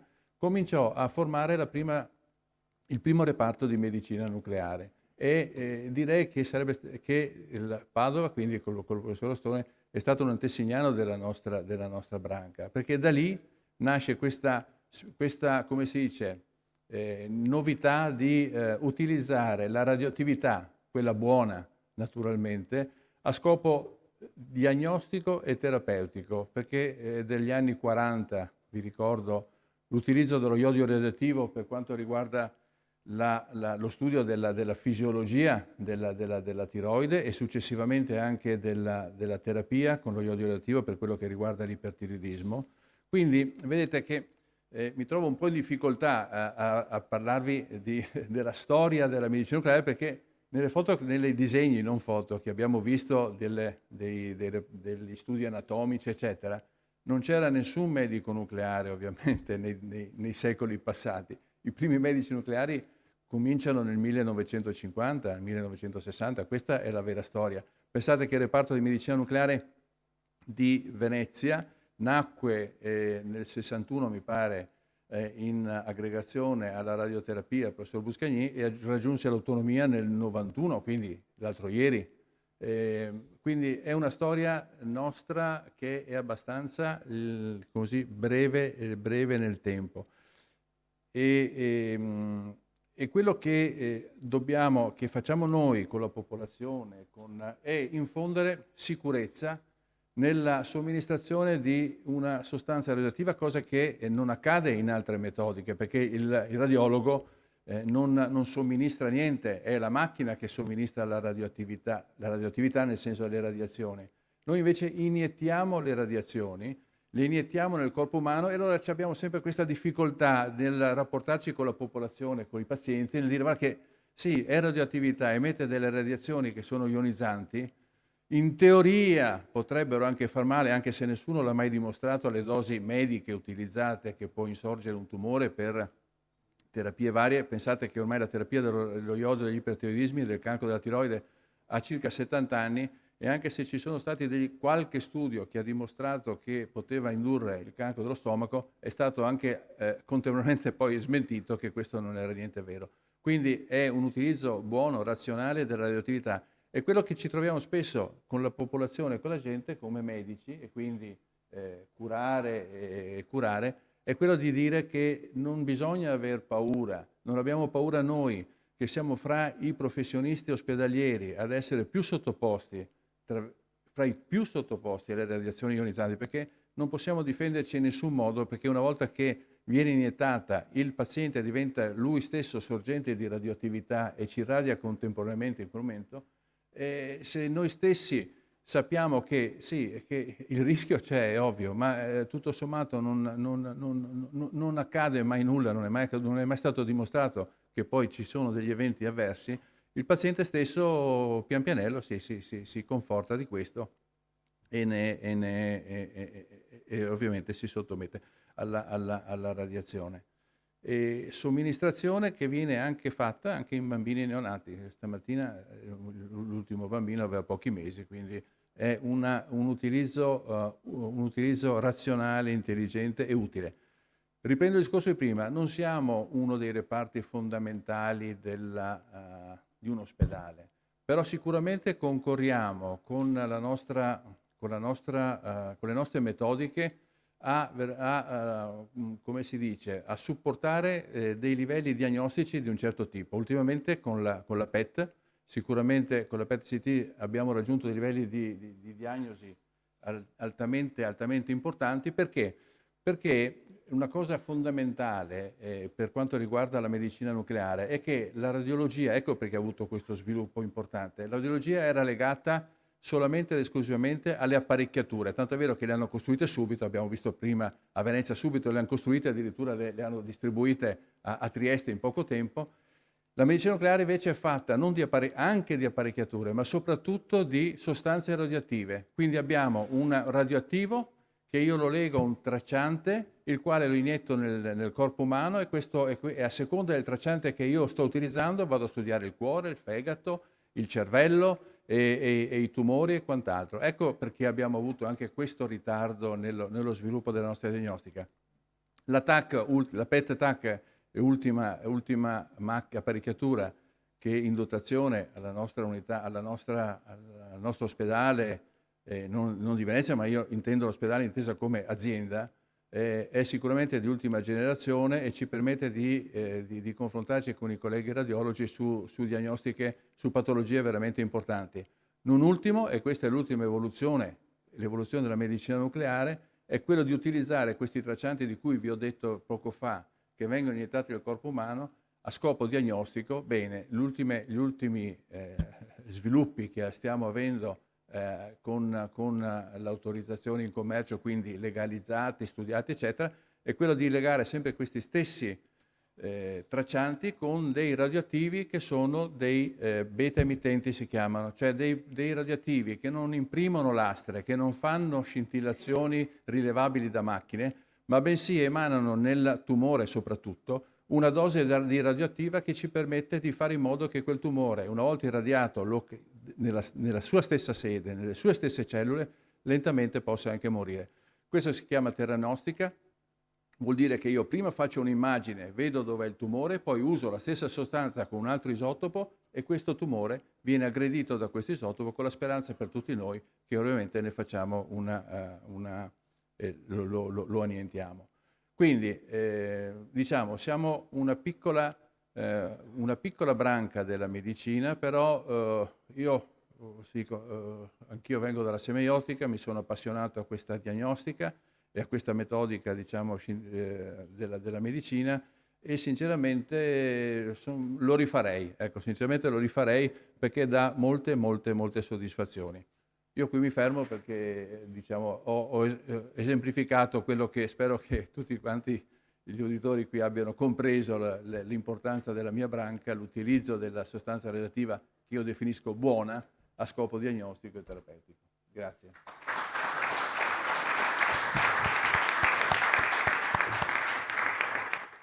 Grazie dottor Sicolo. La prossima presentazione è della dottoressa Sonia Reccanello, per rimanere appunto in settori simili, responsabile dell'unità operativa di medicina nucleare.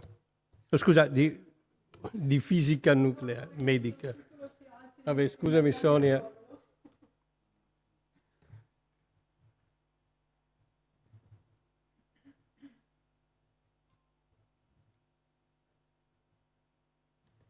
Buongiorno a tutti. io in realtà vi porto i saluti anche del dottor Imad, direttore della radioterapia.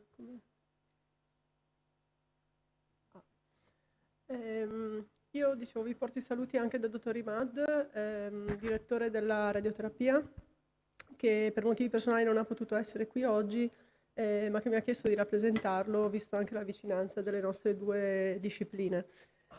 Questo dottor Imad, per chi non lo conoscesse, siamo insieme a molti dei nostri collaboratori. Avendo il doppio del tempo, mi permetto di illustrare un po' anche quella che è l'attività di noi fisici medici in ospedale, visto che molto spesso ci viene fatta questa domanda: chi siamo e cosa facciamo in ospedale. Allora, innanzitutto siamo laureati in fisica, abbiamo una specialità, io in particolare sono laureata in fisica nucleare, abbiamo una specialità in ambito medico, presso il Dipartimento di Medicina, e ci occupiamo in ospedale di limitare i danni da radiazione utilizzata a scopo medico. Radiazioni in ospedale, come abbiamo visto anche dai miei predecessori, ce ne sono in molti ambienti: radiologia innanzitutto, in medicina nucleare, in radioterapia, ma anche nelle varie sale operatorie, in ortopedia, in cardiologia. E i danni, limitare i danni a chi? Innanzitutto ai pazienti, ovviamente, anche ai lavoratori, che nonostante ciò che dice il dottor Sicolo comunque possono avere anche dei danni da radiazioni se non usate in maniera appropriata, e anche la popolazione, perché se qualcuno va ovviamente ad accompagnare un familiare in una radioterapia o in una radiologia deve essere protetto da eventuali radiazioni. Quindi in generale noi dobbiamo avere un'ottima preparazione ovviamente nel campo della fisica, ma anche una conoscenza medica, biologica e anche giuridica, perché le radiazioni sono normate comunque in Italia e non solo in Italia da una precisa normativa. Detto ciò,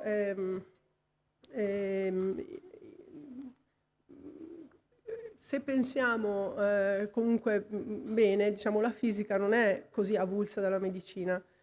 Come dicevano infatti anche i miei predecessori,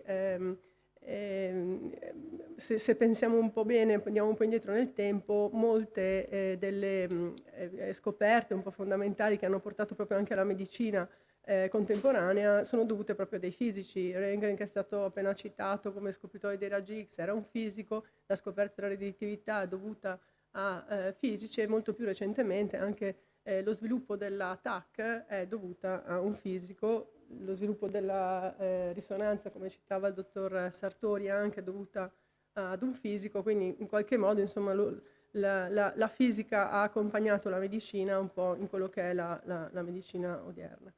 Permettetemi un breve, a proposito della scoperta dei raggi X, anch'io non potevo portare una mano, quindi faccio un piccolo permettetemi questo piccolo excursus storico.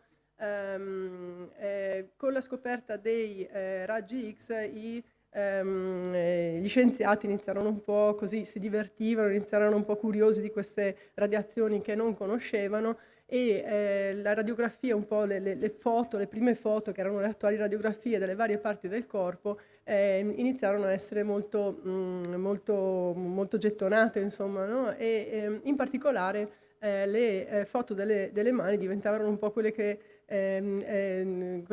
potevano essere definite dei best seller fotografici dell'epoca.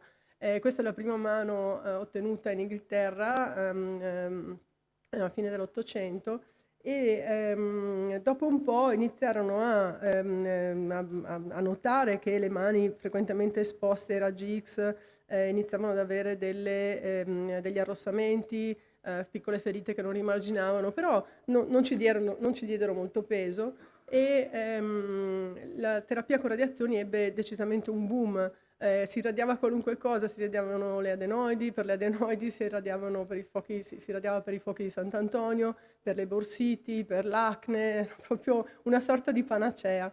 Il risultato di tutto questo fu che in realtà pochi pazienti guarirono e in realtà molti medici si ammalarono, anche perché se vediamo il primo gabinetto radiologico capiamo anche perché. Sopra vediamo la sorgente di radiazioni, il paziente nel tavolo inclinato, e sotto il medico che quindi, come dire, si faceva proprio questo bel bagno di radiazioni. E il dottor Sartori possiamo dire che è nato nell'epoca giusta, fortunatamente per lui, no? Che così si evita tutti questi bagni indebiti. Bene, ma torniamo ai giorni nostri. Indubbiamente quindi le radiazioni sono in ambito ospedaliero, hanno dei vantaggi discutibili, sono ormai fondamentali per la medicina contemporanea. È altrettanto indubbio però che provocano anche dei danni quando le radiazioni incidono nel corpo comunque e penetrano all'interno delle cellule dell'organismo, provocano dei danni con un aumento del rischio di sviluppo di tumori. Quindi da un lato abbiamo degli strumenti che sono fondamentali ormai, cioè non possiamo pensare a una medicina moderna senza l'utilizzo di radiazioni nelle sue varie sfaccettature. Dall'altro abbiamo comunque un mezzo che è acclarato, insomma, può provocare dei danni. Ecco che se vogliamo, entriamo in campo noi, insomma, nel cercare all'interno di un ospedale di limitare assolutamente quelli che sono i danni possibili da radiazioni, come ad esempio possiamo vedere in questa foto in alto a destra, è un caso assolutamente limite, però questo paziente aveva subito, è una foto tra l'altro molto datata, che insomma, è molto anche esplicativa, insomma, di quello che volevo dire. È una radiazione, questo signore aveva avuto molte procedure interventistiche in uno stesso giorno, procedure quindi con interventistiche in emodinamica, bypass, coronografie, che il fascio insisteva sempre nello stesso punto. Quello che è successo è che poi, vedete, a distanza di 20 mesi c'è stata una necrosi cutanea importante, perché le radiazioni, il problema, se vogliamo, delle radiazioni è che non si vedono e non si sentono. I loro effetti collaterali possono vedersi però a distanza di molto tempo più avanti, quindi bisogna avere un po' delle precauzioni, insomma, importanti. Tra l'altro le radiazioni in ambito medico sono veramente aumentate tantissimo negli ultimi anni, tant'è vero che esposizioni a scopo medico sono aumentate tantissimo, quindi di conseguenza anche le radiazioni, la dose che viene assorbita dai pazienti. Tant'è vero che l'Europa ha anche deciso di emanare una direttiva proprio specifica per le radiazioni. Poi un'altra cosa che noi siamo chiamati a fare, provate a pensare a una donna in gravidanza che è chiamata, cioè che è costretta, insomma, a fare un'indagine radiografica d'urgenza, magari un TAC che ha dose, insomma, abbastanza importanti.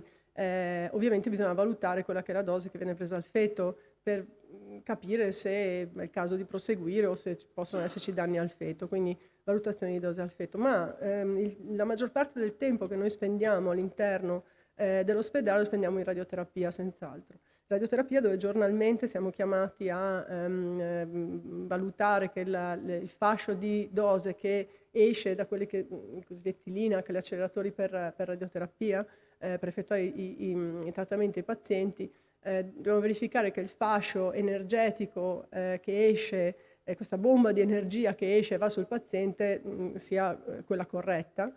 E inoltre l'altra cosa che viene giornalmente eseguita sono proprio queste simulazioni di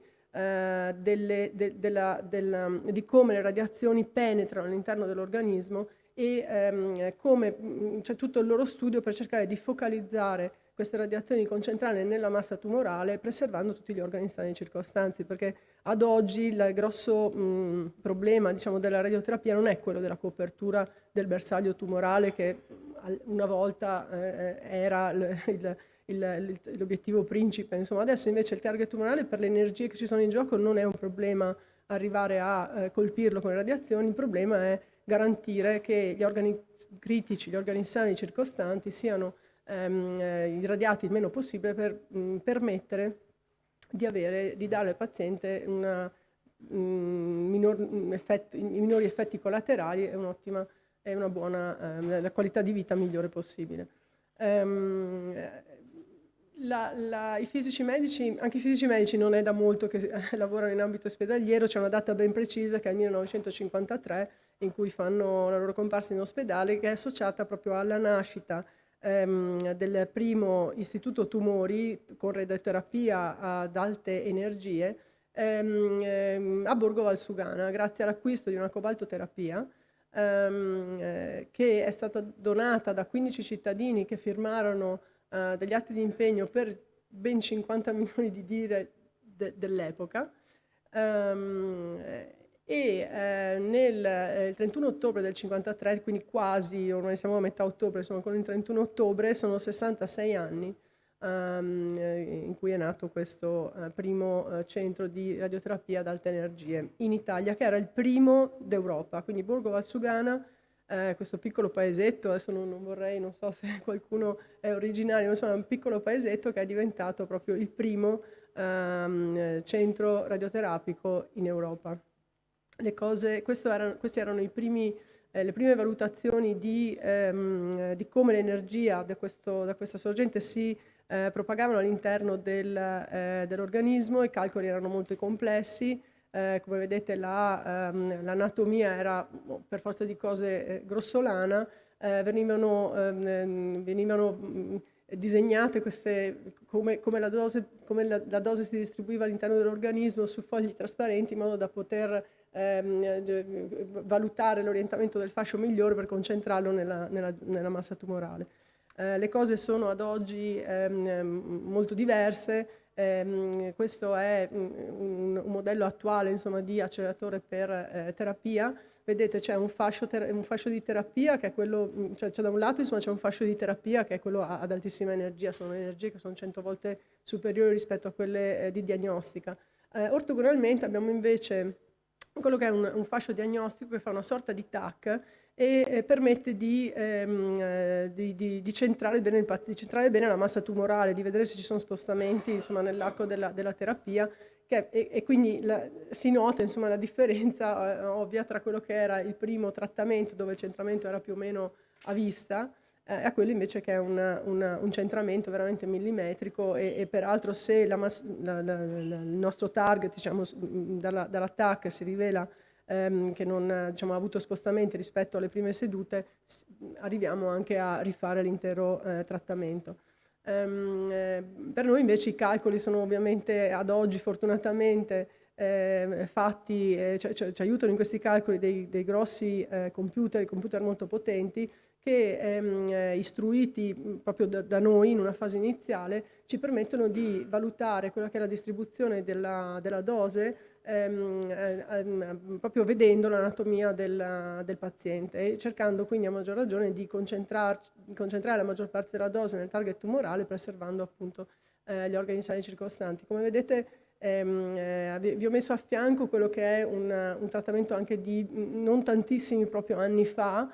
La zona in rosso è la zona con la maggior dose, vedete come i trattamenti di oggi possono essere proprio pennellati rispetto al target tumorale. La zona rossa appunto è la zona a maggiore intensità, più andiamo verso l'estremità, il verde è meno, il blu è ancora meno. E vedete invece che non molti anni fa come insomma, avrebbe preso una zona molto più ampia. Questa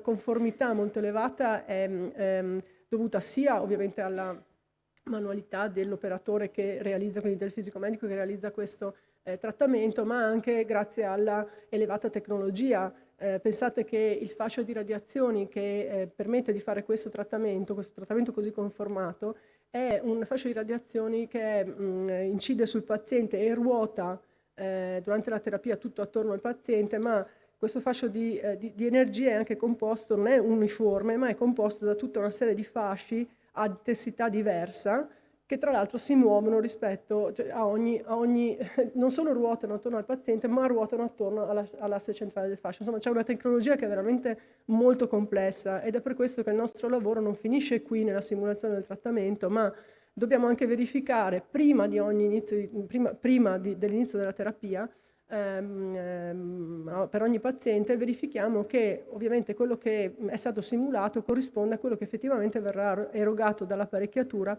proprio perché la complessità dei movimenti, macchine sono sempre macchine, quindi può anche succedere qualcosa.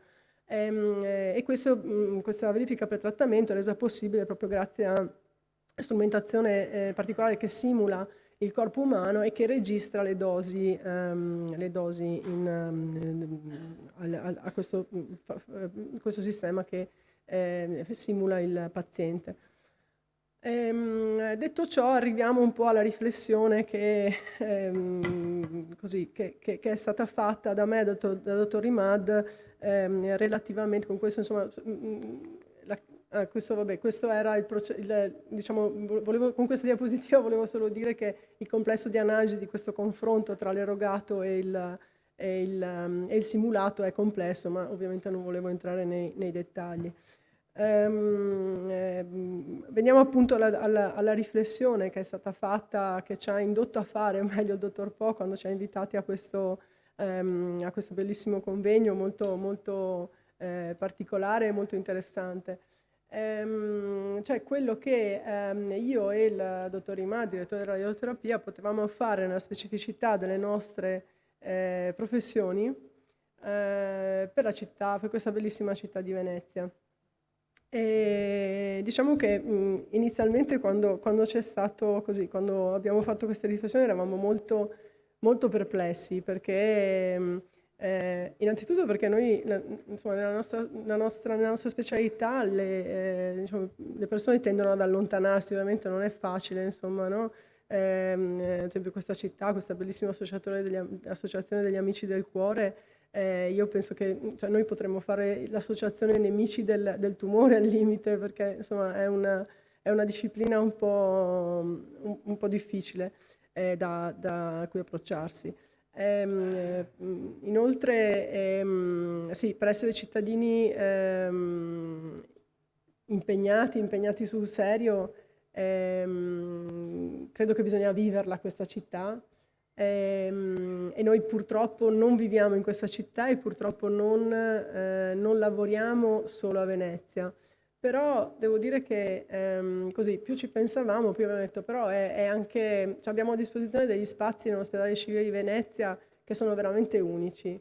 Poi dopo i restauri che sono stati fatti veramente ancora più suggestivi, e quindi era un peccato insomma non usufruire di questi spazi. Quindi riflettendo un po' su quelle che sono le curiosità, i dubbi dei pazienti quando vengono a fare una terapia con radioterapia, diciamo, i pazienti si portano dietro due timori, il timore della malattia e il timore anche di quelli che sono le radiazioni, di quello del mezzo che usiamo per curarli. Le domande, le curiosità che ci vengono fatte fanno sempre trasparire questa preoccupazione, soprattutto del fatto magari di portare a casa della radiazione ai parenti che hanno a casa, soprattutto se hanno bambini. Quindi insomma abbiamo pensato che così il nostro impegno poteva, come per questa città, insomma, per essere, speriamo, di aiuto o comunque fare un po' la nostra come una scelta civile, insomma, potrebbe essere quella di organizzare all'interno degli spazi del civile degli incontri pubblici insomma, per i cittadini che vogliono saperne un po' di più, magari della cura con radiazioni, della radioterapia, delle radiazioni in generale, non solo in radioterapia ma anche in generale in radiologia, o anche solo il fatto che noi siamo immersi comunque in un mondo che di radioattività, c'è una radioattività naturale che ci colpisce tutti i giorni, quindi abbiamo pensato che questo poteva essere, partire da oggi, insomma, il nostro impegno per questa città. Ecco, considerato insomma la nostra specificità, questo è quello che ci impegniamo a fare, ecco, a partire da oggi. Grazie.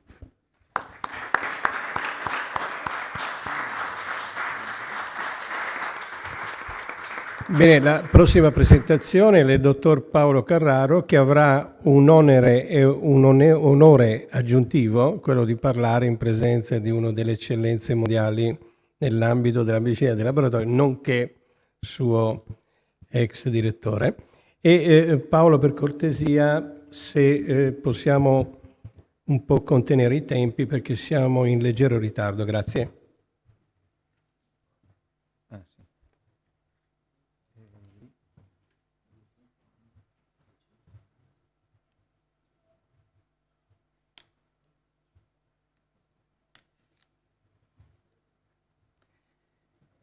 Sì, dottor Po, con quello che ho imparato in questi 2 giorni, veramente sono ancora più onorato di prestare servizio in questo ospedale di Venezia. Nella mia presentazione vorrei dare qualche riferimento storico anch'io, lo farò molto brevemente, accettando l'invito a contenere i tempi. Le radici della medicina di laboratorio in realtà le possiamo andare a cercare addirittura alle origini della medicina, almeno come tracce, nel senso di osservazione e di interpretazione dei fluidi biologici. Invece la storia del laboratorio, inteso come una struttura separata, una struttura dedicata, specializzata ad analisi clinico-chimiche, la si fa risalire generalmente all'Ottocento. Nell'Ottocento poteva avere un aspetto di questo tipo, un laboratorio, ma questo è un laboratorio chimico, mentre è abbastanza accettato, insomma, da tutti che il primo laboratorio clinico inteso come tale sia del 1885 presso l'ospedale universitario di Monaco. A questo sono seguite presto altri nuovi laboratori, questo dell'ematologia a Berlino. Nel 1895 il laboratorio fondato da Morganship a Filadelfia e un altro sempre di questa fase, un altro dei padri del laboratorio, William Osler, a Baltimora. E a Venezia? A Venezia, un po' analizzando qualche documento, potremmo anche dire che nel 1901, ovvero sia pochissimi anni dopo, su iniziativa di Giuseppe Iona, sia nato un gabinetto batteriologico che era a fianco, era una sezione dell'anatomia patologica. Questo 1901 forse era un po' contraddetto dalla dottoressa che lo quotava al 1895, comunque in ogni caso siamo alle origini veramente del laboratorio moderno. Di Giuseppe Iona sono state già dette tante cose e appunto pongo questo interrogativo agli storici perché io non ho gli elementi per suffragare questa ipotesi, ma non ho trovato traccia di laboratori clinici fondati prima di quell'anno in Italia. Un'altra cosa che vorrei ricordare, sempre relativamente all'ospedale di Venezia, è anche questo contributo a cui finora non si era accennato, di Pietro Avogaro, che in 2 stanze al piano terra dei Mendicanti aveva allestito un laboratorio per analisi di lipidi e proprio a Venezia, con questa forse la prima pubblicazione, questa che mi sembra di aver identificato del 1962, è stata tracciata la definizione della sindrome metabolica, cioè una delle patologie più comuni, più riconosciuta in pratica nella popolazione di estrema frequenza, che poi insomma è entrata in tante linee guida ed è attualmente ancora ritenuta assolutamente valida. Ora io vi presenterei molto sinteticamente la presenza attuale della medicina di laboratorio al civile. Non per farne un vanto personale, ma io in realtà dirigo questo laboratorio qui a Venezia solo da 1 anno praticamente.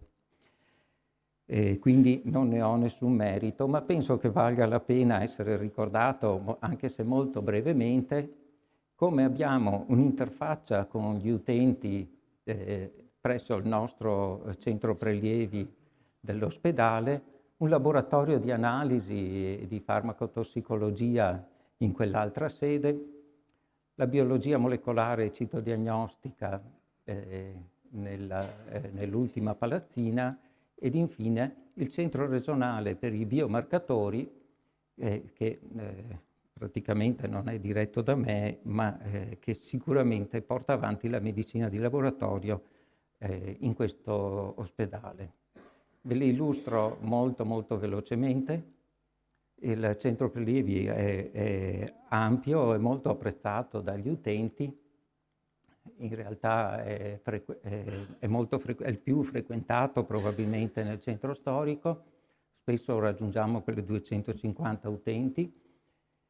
E soprattutto abbiamo questa sorpresa che io ho trovato, che anche questa certamente non è mio merito, ma una quantità di elogi che supera un po' tutti gli altri servizi dell'ospedale, che sembra quasi che sia spinta da qualcuno di noi, ma e questa è la verità quindi di un rapporto con la popolazione che sembra essere molto positivo.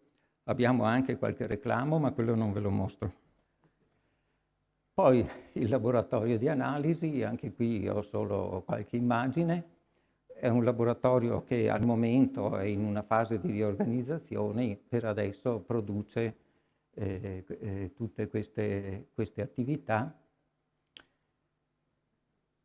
Il laboratorio di biologia molecolare citodiagnostica che ricerca mutazioni, polimorfismi, fa diagnosi virologica, batteriologica, test anche di diagnostica cromosomica e tecniche di sequenziamento.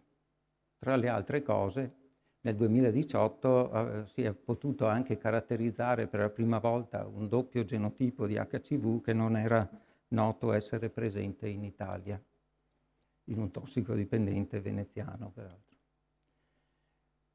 Infine il Centro regionale dei biomarcatori in oncologia, che è diretto ed è la cui anima è il mio predecessore Massimo Gion, molto conosciuto a Venezia, che fa ricerca in campo oncologico, ha molte collaborazioni anche internazionali, soprattutto gestisce una vasta biobanca di campioni biologici di neoplasie, la gestisce da molti anni e pubblica diversi lavori e ha uno stretto legame con la città. Uno stretto legame sia come divulgatore, perché appunto è anche molto conosciuto e le sue conferenze sono frequentate, ma anche per questo stabile rapporto che ha il centro regionale con la VAPO. Tra le altre cose, questa guida che probabilmente è nota a tutti i medici qui presenti sull'uso dei biomarcatori in oncologia. Ultimissima, non perché fosse un medico di laboratorio o riferibile a questo, anche Antonio Vallisneri in realtà ha lavorato nel Settecento a Venezia, seppure l'ospedale non era questo che conosciamo adesso. Fu quello che trasferì il metodo sperimentale di Galileo alla medicina e questo lo vorrei ricordare solo per dire che noi, penso tutti, lavoriamo sentendoci parte di questa storia che a Venezia è stata così proficua ed interessante per la medicina. Grazie.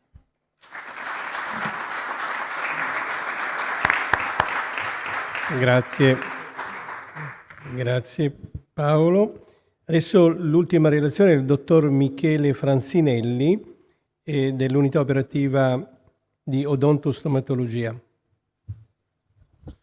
Abbiamo ottenuto per ultimo questo contributo perché si occuperà un po' della figura del professor Saraval, che riteniamo essere una figura che ha ancora molto da insegnare.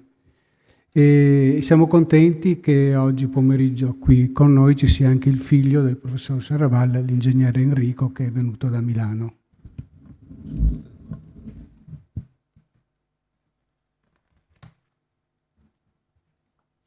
Buongiorno, sono dottor Michele Franzinelli, dirigo la UOC di maxilofaziale e odontostomatologia dell'ospedale di Mestre di Venezia. Oggi parleremo, d'accordo, dell'odontostomatologia di Venezia, ma anche della chirurgia maxilofaziale di Venezia e di quelli che sono un po' i cenni storici della nostra specialità. Chiaramente si parte da chi? Da Umberto Saraval, il quale è stato il fondatore del nostro reparto, e da Giuseppe Rossi, professor Giuseppe Rossi, anche lui fondatore, più sul versante, che ha succeduto appunto Saraval, più sul versante della chirurgia maxilofaziale. Umberto Saraval, ne abbiamo parlato a lungo prima, triestino, combattente della Grande Guerra, studia, appunto, lavorato a Padova, studia a Vienna. Dal 20 in poi si occupa di odontostomatologia. Nel 26 fonda l'ambulatorio attuale di odontostomatologia a Venezia, nel 29 ne diventa primario e in contemporanea è anche direttore del giornale medico ospedale di Venezia e dal 49 appunto della rivista italiana di stomatologia. Questo è il suo manuale, purtroppo si vede pochissimo perché è verde con una scritta nera, di cui ne aveva parlato prima anche il dottor Cozza. E questo invece è un registro operatorio che abbiamo trovato nel 1952, in cui c'è sì l'attività dell'odontostomatologia, ma è molto interessante anche vedere quello che si incominciava a fare di chirurgia maxilofaziale, soprattutto traumi, tumori e labio-palattoschisi. Umberto Saraval nel 1939 viene estromesso a seguito delle leggi razziali, viene reintegrato nel 1945 e muore nel 1957. Dicevo poi del professor Giuseppe Rossi, che si forma all'Istituto Beretta a Bologna, si occupa appunto di chirurgia plastica e chirurgia maxilofaziale, diviene primario a Venezia dal 57 al 79 e con lui nasce la vera e propria chirurgia maxilofaziale in Veneto. Infatti è molto divertente questo libro perché si vedono dei nomi come il dottor Curioni, che è stato fondatore della chirurgia maxilofaziale di Vicenza, tanto per avere un accenno, attualmente è ancora il più grande reparto in Veneto. Se noi Treviso e Verona, nonché Padova, abbiamo sui 5-6 letti, a Vicenza ci sono ancora 20 letti di chirurgia maxilofaziale. E queste sono alcune delle immagini appunto tratte dal testo di Rossi, in cui si vede le sintesi a filo. Queste fratture appunto di traumatologia. Qua delle immagini appunto sempre del testo degli incidenti e molto divertente, cioè, particolare questo grafico in cui si riassumevano non solo i traumatismi da incidenti stradali, ma come erano suddivisi. Le macchine, poi a me è divertito molto, la motocicletta, autoarticolato, Vespa, come se fosse un'altra cosa, biciclette, trattori e autobus. La chirurgia maxilofaziale nasce appunto nella guerra di secessione, poi nella prima guerra mondiale, incominciamo poi a vedere anche delle immagini, era una specialità fatta per lo più da chirurghi plastici e odontostomatologi. Viene approfondita nella Mitteleuropa e in America. Qua noi possiamo vedere appunto delle immagini tratte da testi di allora, in cui appunto 14 nella seconda guerra mondiale, prima guerra mondiale, questo paziente viene sottoposto a dei lembi vascolarizzati. Qua, quando non si poteva ricostruire, appunto, si ricorreva all'epitesi, qui vediamo, e queste invece era come si riducevano le fratture allora. Attualmente noi utilizziamo delle placchette da alte siano 1 millimetro in titanio, allora si fissavano mediante dei fissatori esterni. René Lefort è uno dei personaggi, è il personaggio diciamo, che ha definito e ha delimitato e ha descritto le principali fratture della chirurgia maxilofaziale. Infatti si devono a lui questi 3 tipi di fratture, Lefort 1, Lefort 2 e Lefort 3, in cui si vede la prima a sinistra col distacco solo del mascellare, fino all'ultima, il distacco di tutto il massiccio facciale. Queste linee osteotomiche sono utilizzate sia nell'ortognatica che attualmente, cioè che chiaramente sono le linee che ci troviamo spesso a trovare in tutti i tipi di fratture. Infatti nel 21 Lefort fa questa prima osteotomia per l'ortognatica, la chirurgia ortognatica. qua sono sempre pazienti ortognatrici di quegli anni in cui non c'era appunto la fissazione mediante placche ma mediante fissatori esterni, sempre strumenti della nostra chirurgia appunto per trazionare in questo caso la mandibola, fino ad arrivare al 59 in cui Hofgeser descrive questa osteotomia della mandibola, che viene ripresa poi anche da Gotte, professore di Verona, in cui venivano proprio disegnate queste linee osteotomiche sulle radiografie, per arrivare adesso alla chirurgia customizzata in cui in caso di appunto della chirurgia ortognatica si possono avere non solo delle dime chirurgiche ma delle placche preformate sempre in titanio, molto molto superficiali. Cosa possiamo fare noi attualmente nella nostra branca? Appunto, innanzitutto collaborare con il Museo della Scuola di San Marco, soprattutto mi ha divertito molto la prima volta che ho visto la bacheca dell'odontostomatologia, perché ho visto, al di là di attrezzi che si usano ancora, anche impianti che noi andiamo ancora a ritrovare sui pazienti in vita. C'erano delle viti di Tremonti, c'erano dei ganci molto strani, molto particolari, che le persone hanno ancora in bocca.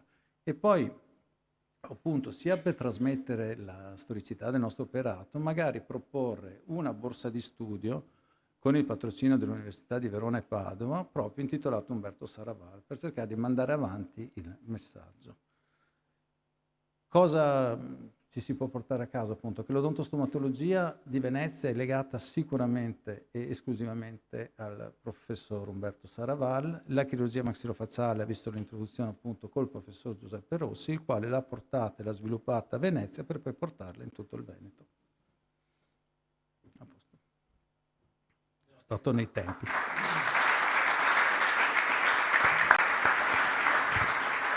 Grazie. Io adesso lascio la parola al dottor Po per le conclusioni finali.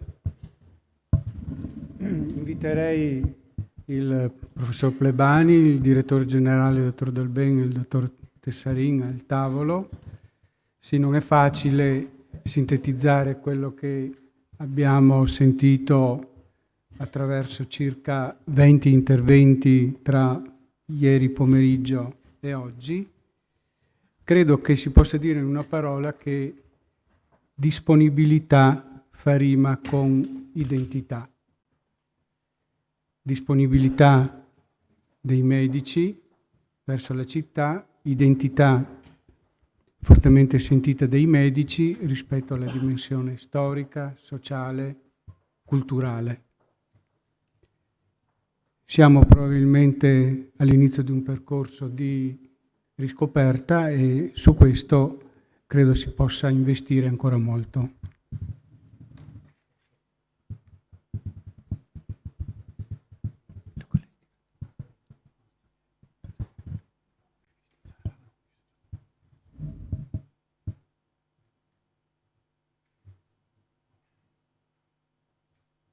Prego. Grazie. Sì. No, io sono abituato a mettere sempre qualche slide per rispetto del tempo e dell'attenzione del pubblico. Ovviamente quest'oggi intanto io sostituisco il magnifico rettore, lo sostituisco indegnamente perché il nostro rettore ha una capacità scientifica ma anche di eloquio molto superiore alla mia. Come sapete ho appena Sei bravo. Come sapete però ho appena concluso il mio mandato da preside della facoltà o presidente della scuola di medicina e quindi volevo anche dare un significato alla mia presenza. Quindi cercherò in pochi minuti di dirvi alcune cose. Beh, vedete che se voi state festeggiando i 200 anni, dal logo cominciate a vedere che tra 2 anni Padova festeggia 800 anni di storia. E credo questo sia un patrimonio non di Padova, sia un patrimonio di tutta la nostra nazione e in particolare del Veneto, e io dirò alcune cose per richiamare quali siano stati e quali spero possano essere i legami con Venezia. Se Padova è diventata grande per merito della Serenissima, e se Padova rimarrà grande è perché riapriremo una collaborazione ad ampio spettro con Venezia, perché se è vero che la scuola medica padovana è conosciuta in tutto il mondo, Venezia è conosciuta in tutto il mondo. E quindi dirò alcune cose anche sul corso di laurea in Medicine and Surgery, che richiama immediatamente, mi spiace che non ci sia l'amico Dalbè, a delle promesse che avevo fatto, non ho mantenuto, ma dirò perché non ho mantenuto.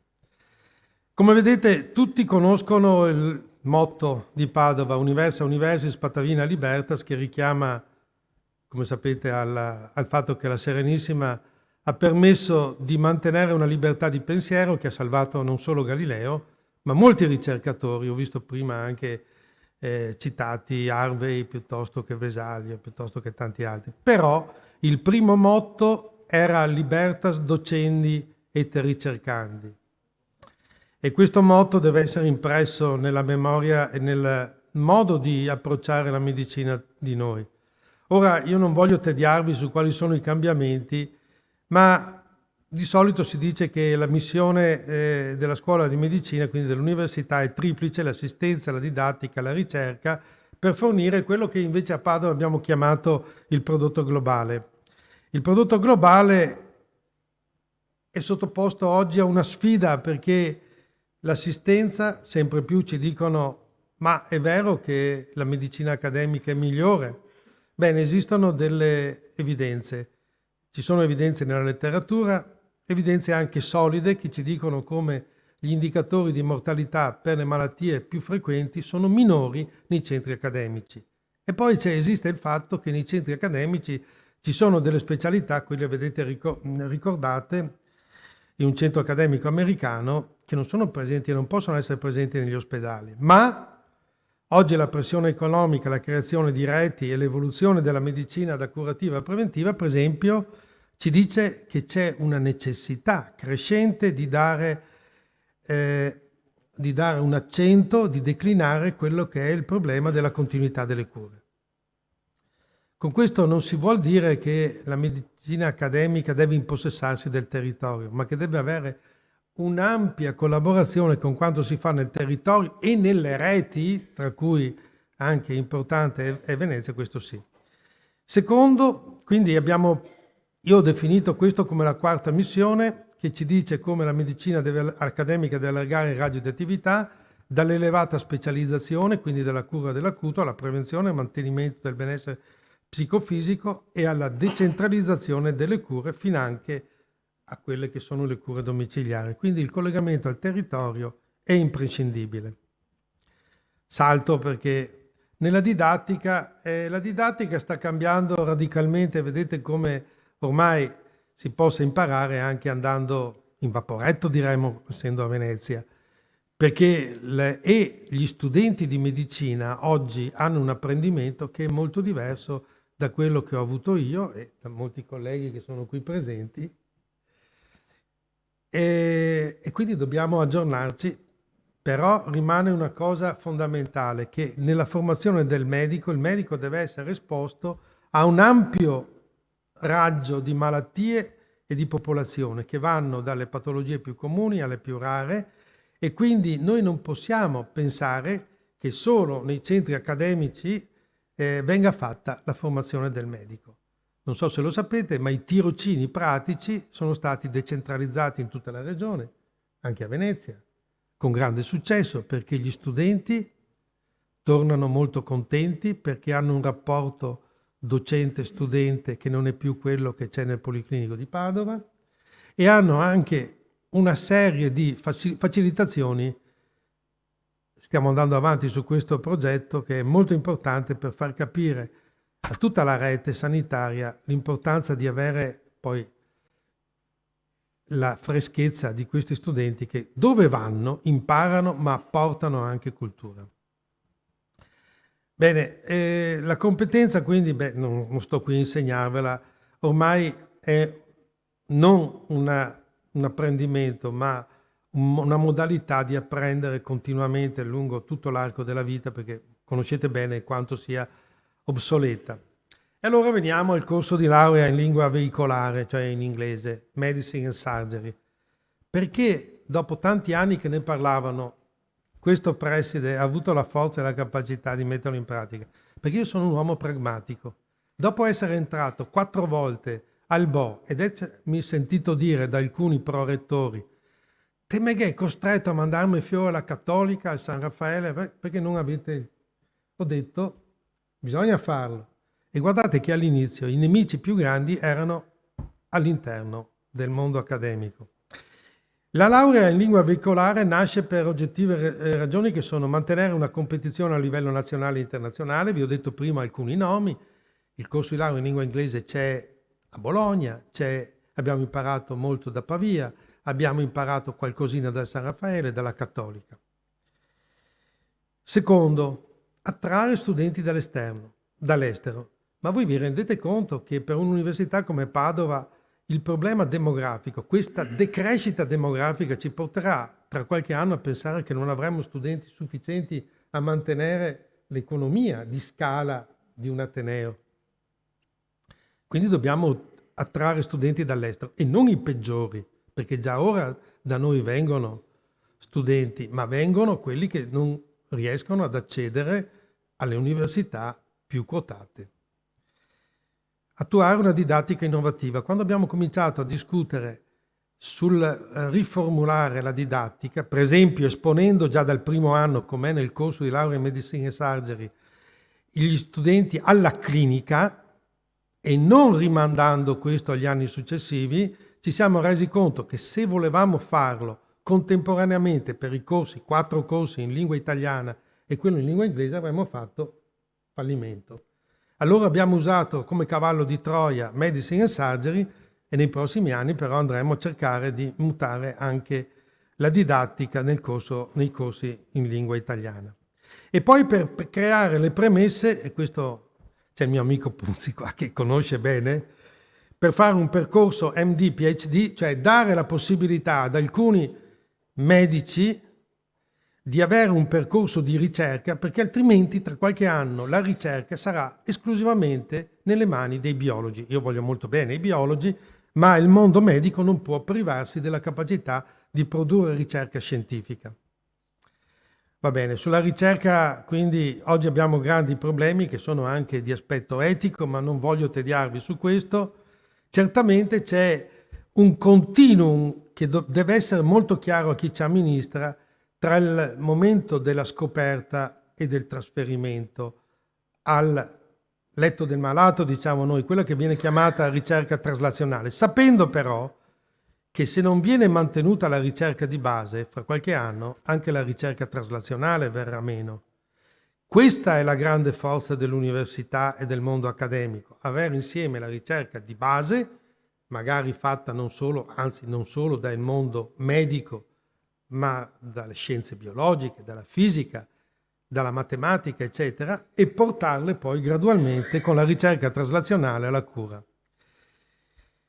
Poi l'ultima cosa che abbiamo fatto, come sapete, nel dibattito finalmente che sembra concluso sul nuovo ospedale, e voi avete visto l'Ambaradà, noi abbiamo rivendicato il fatto che la medicina accademica padovana, e qui ci richieggiamo, sono contento di vedere anche l'amico Po con cui nel passato abbiamo condiviso momenti molto entusiasmanti anche per merito dei maestri che qui sono stati ricordati, ognuno di noi ha dei maestri.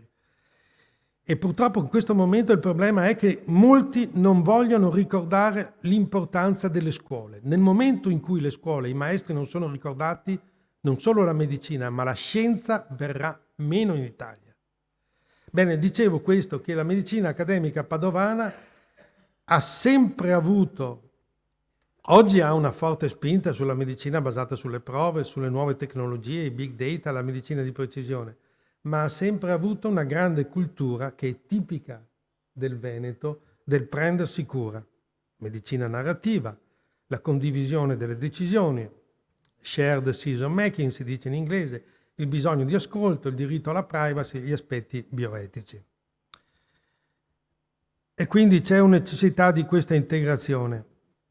La forza quindi della medicina accademica padovana è che è nel contesto di un'università universale in cui cerchiamo sempre più di mettere insieme le competenze della bioingegneria, della psicologia, dell'economia sanitaria, della statistica, della bioetica. In questi 3 anni ho imparato come veramente sia stupido e riprovevole stare solo nell'ambito della medicina, perché per esempio per rinnovare la didattica, quando siamo andati dagli psicologi abbiamo scoperto che c'erano colleghi che stavano scrivendo anche del rinnovamento della didattica in medicina.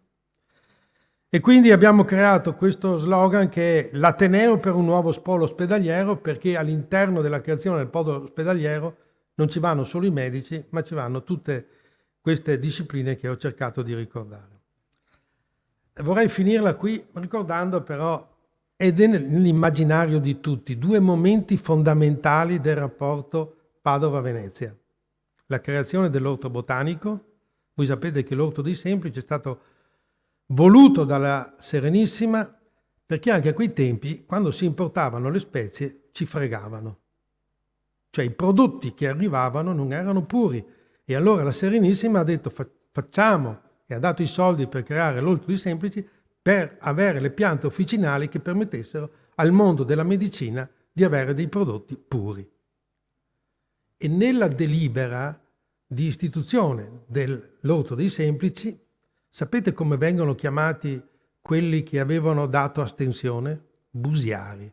E a me piace tanto questa cosa, perché caratterizza la volontà di andare fino in fondo. Il secondo momento è noto a tutti, ed è Galileo Galilei, ma vorrei ricordarvi che questo è scritto proprio se andate sul sito dell'università, che specialmente tra il XV e il XVIII secolo i grandi progressi compiuti all'Università di Padova in tutte le scienze cioè sia medico-scientifiche, astronomiche, filosofiche, e il clima di apertura culturale è stato garantito dalla Repubblica di Venezia, e qui c'è scritto da cui l'Ateneo Patavino dipende. Finisco facendovi vedere una cosa, perché anche questo, perché non so se il collega della storia della medicina è andato via, no, sei lì, grazie a lui e al professor Ripa Bonatti e altri abbiamo ricostruito per la prima volta la storia dei presidi e presidenti della scuola di medicina.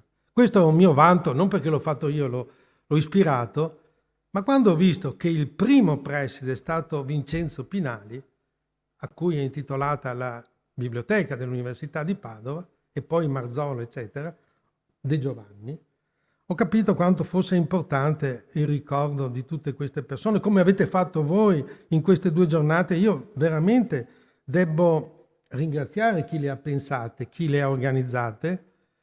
Naturalmente, andando avanti nella storia, voi vedete alcune figure che molti di voi che hanno studiato a Padova hanno conosciuto.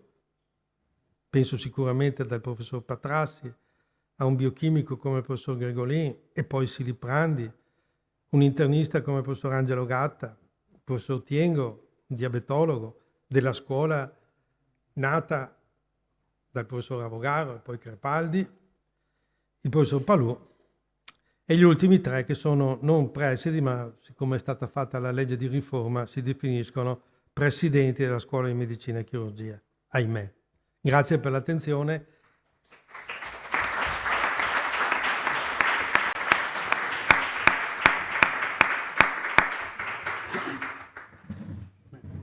Grazie professore, è sempre entusiasmante sentire come si situa, come cresce, come nasce e qual è lo stretto rapporto fra Venezia e Padova. Allora, il dottor Po mi chiama a fare un po' di conclusione e sintesi. Mi sono dimenticato di dire perché non l'abbiamo fatto Medicine e Surgery a Venezia. Adesso devo dirlo. Perché quando siamo arrivati non avevamo i laboratori, e al primo anno c'è il laboratorio, e in poco tempo non si riusciva. Però questo signore che è davanti a me, a novembre del prossimo anno, inizierà a fare una cosa molto bella grazie ai suoi contatti con l'Università di Strasburgo, ma prima, e questa la faremo a Venezia, e questa sarà non la prima né l'ultima di tutte le iniziative che Medicine e Surgery porterà a Venezia. Questa non è una promessa, è una sicurezza. Bene, grazie professore. Bene, che dire per concludere così, idealmente, anche se non mi ascrivo questo compito né questa capacità. Mi viene da dire che, una frase forse nota, trita, ritrita, che siamo come nani sulle spalle di giganti, su questo non c'è nessun dubbio, insomma, nel senso che la storia ci insegna e non vediamo molto in là perché siamo bravi noi, ma perché chi ci precede ci ha consentito di guardare da una posizione di vantaggio, chi ci ha preceduto. La sintesi che ho sentito, delle cose che ho sentito in questi giorni, anche una parte di ieri, è la grande presenza di maestri. Lo ricordava il professor Plebani adesso, il fatto che siano esistiti dei maestri che abbiano dato veramente un segnale forte, abbiano consentito di creare delle scuole, ha portato ad avere una tradizione molto forte e delle competenze molto forti. I maestri, è stato ricordato da tutti quanti, avevano una fortissima integrazione con la città. Erano fortemente in grado di influenzare la città, ma perché partecipavano alla vita culturale e anche alla vita sociale della città. Alcuni erano veramente molto molto inseriti. Questo è un monito per tutti. Essere partecipi e presenti significa anche saper dare indirizzo, saper dare una visione importante all'ospedale. Forse l'ospedale, se ne parlava ieri anche parlando di architettura, ha bisogno appunto di una forte idea, una forte progettualità per capire dove sta andando, dove vuole andare e quindi con quali strumenti arrivarci. I professionisti che ci sono tutti, sono bravi, sono scelti, sono di grandissimo valore. Bisogna compattarsi, fare squadra, avere idee e portarle avanti. Direi che il professor Plebani poi ci ha dato una visione ancora più ampia. Medicine and Surgery poteva essere, è un'idea eccezionale. Venezia è Padova, Venezia è legata indissolubilmente e Padova è indissolubilmente legata a Venezia e molte relazioni ce l'hanno anche ricordato. Da Venezia sono partiti molti docenti poi padovani o sono arrivati molti primari padovani. Quindi è un legame fortissimo che sarà indispensabile per creare il futuro anche di questo ospedale. Un'ultima considerazione, lo ricordava il dottor Boccignone, ma insomma direi tutti quanti, Venezia è una città particolare e non possiamo dimenticare che è una città particolare, che i nostri cittadini sono cittadini particolari e che i nostri utenti o pazienti sono particolari nel senso che vivono in un contesto particolare. Quindi la centralità dei nostri pazienti e le difficoltà che incontrano quotidianamente vanno comunque tenute presenti in queste nostre idee, progettualità e visioni del futuro. Ogni architettura può essere cambiata, ogni modello organizzativo può essere cambiato, certamente non possiamo dimenticarci delle peculiarità, poi anche del luogo in una medicina che comunque va sempre più avanti e la tecnologia, per quanto intervenga, non è in grado poi di sopperire a tutte le difficoltà. Quindi grazie davvero a tutti quanti, grazie al dottor Po per l'idea che ha avuto di questa interessantissima, direi quasi una summa dell'esperienza sanitaria veneziana in questa fase della sua vita, della vita dell'ospedale, per rilanciare poi il futuro. Grazie dottor Po.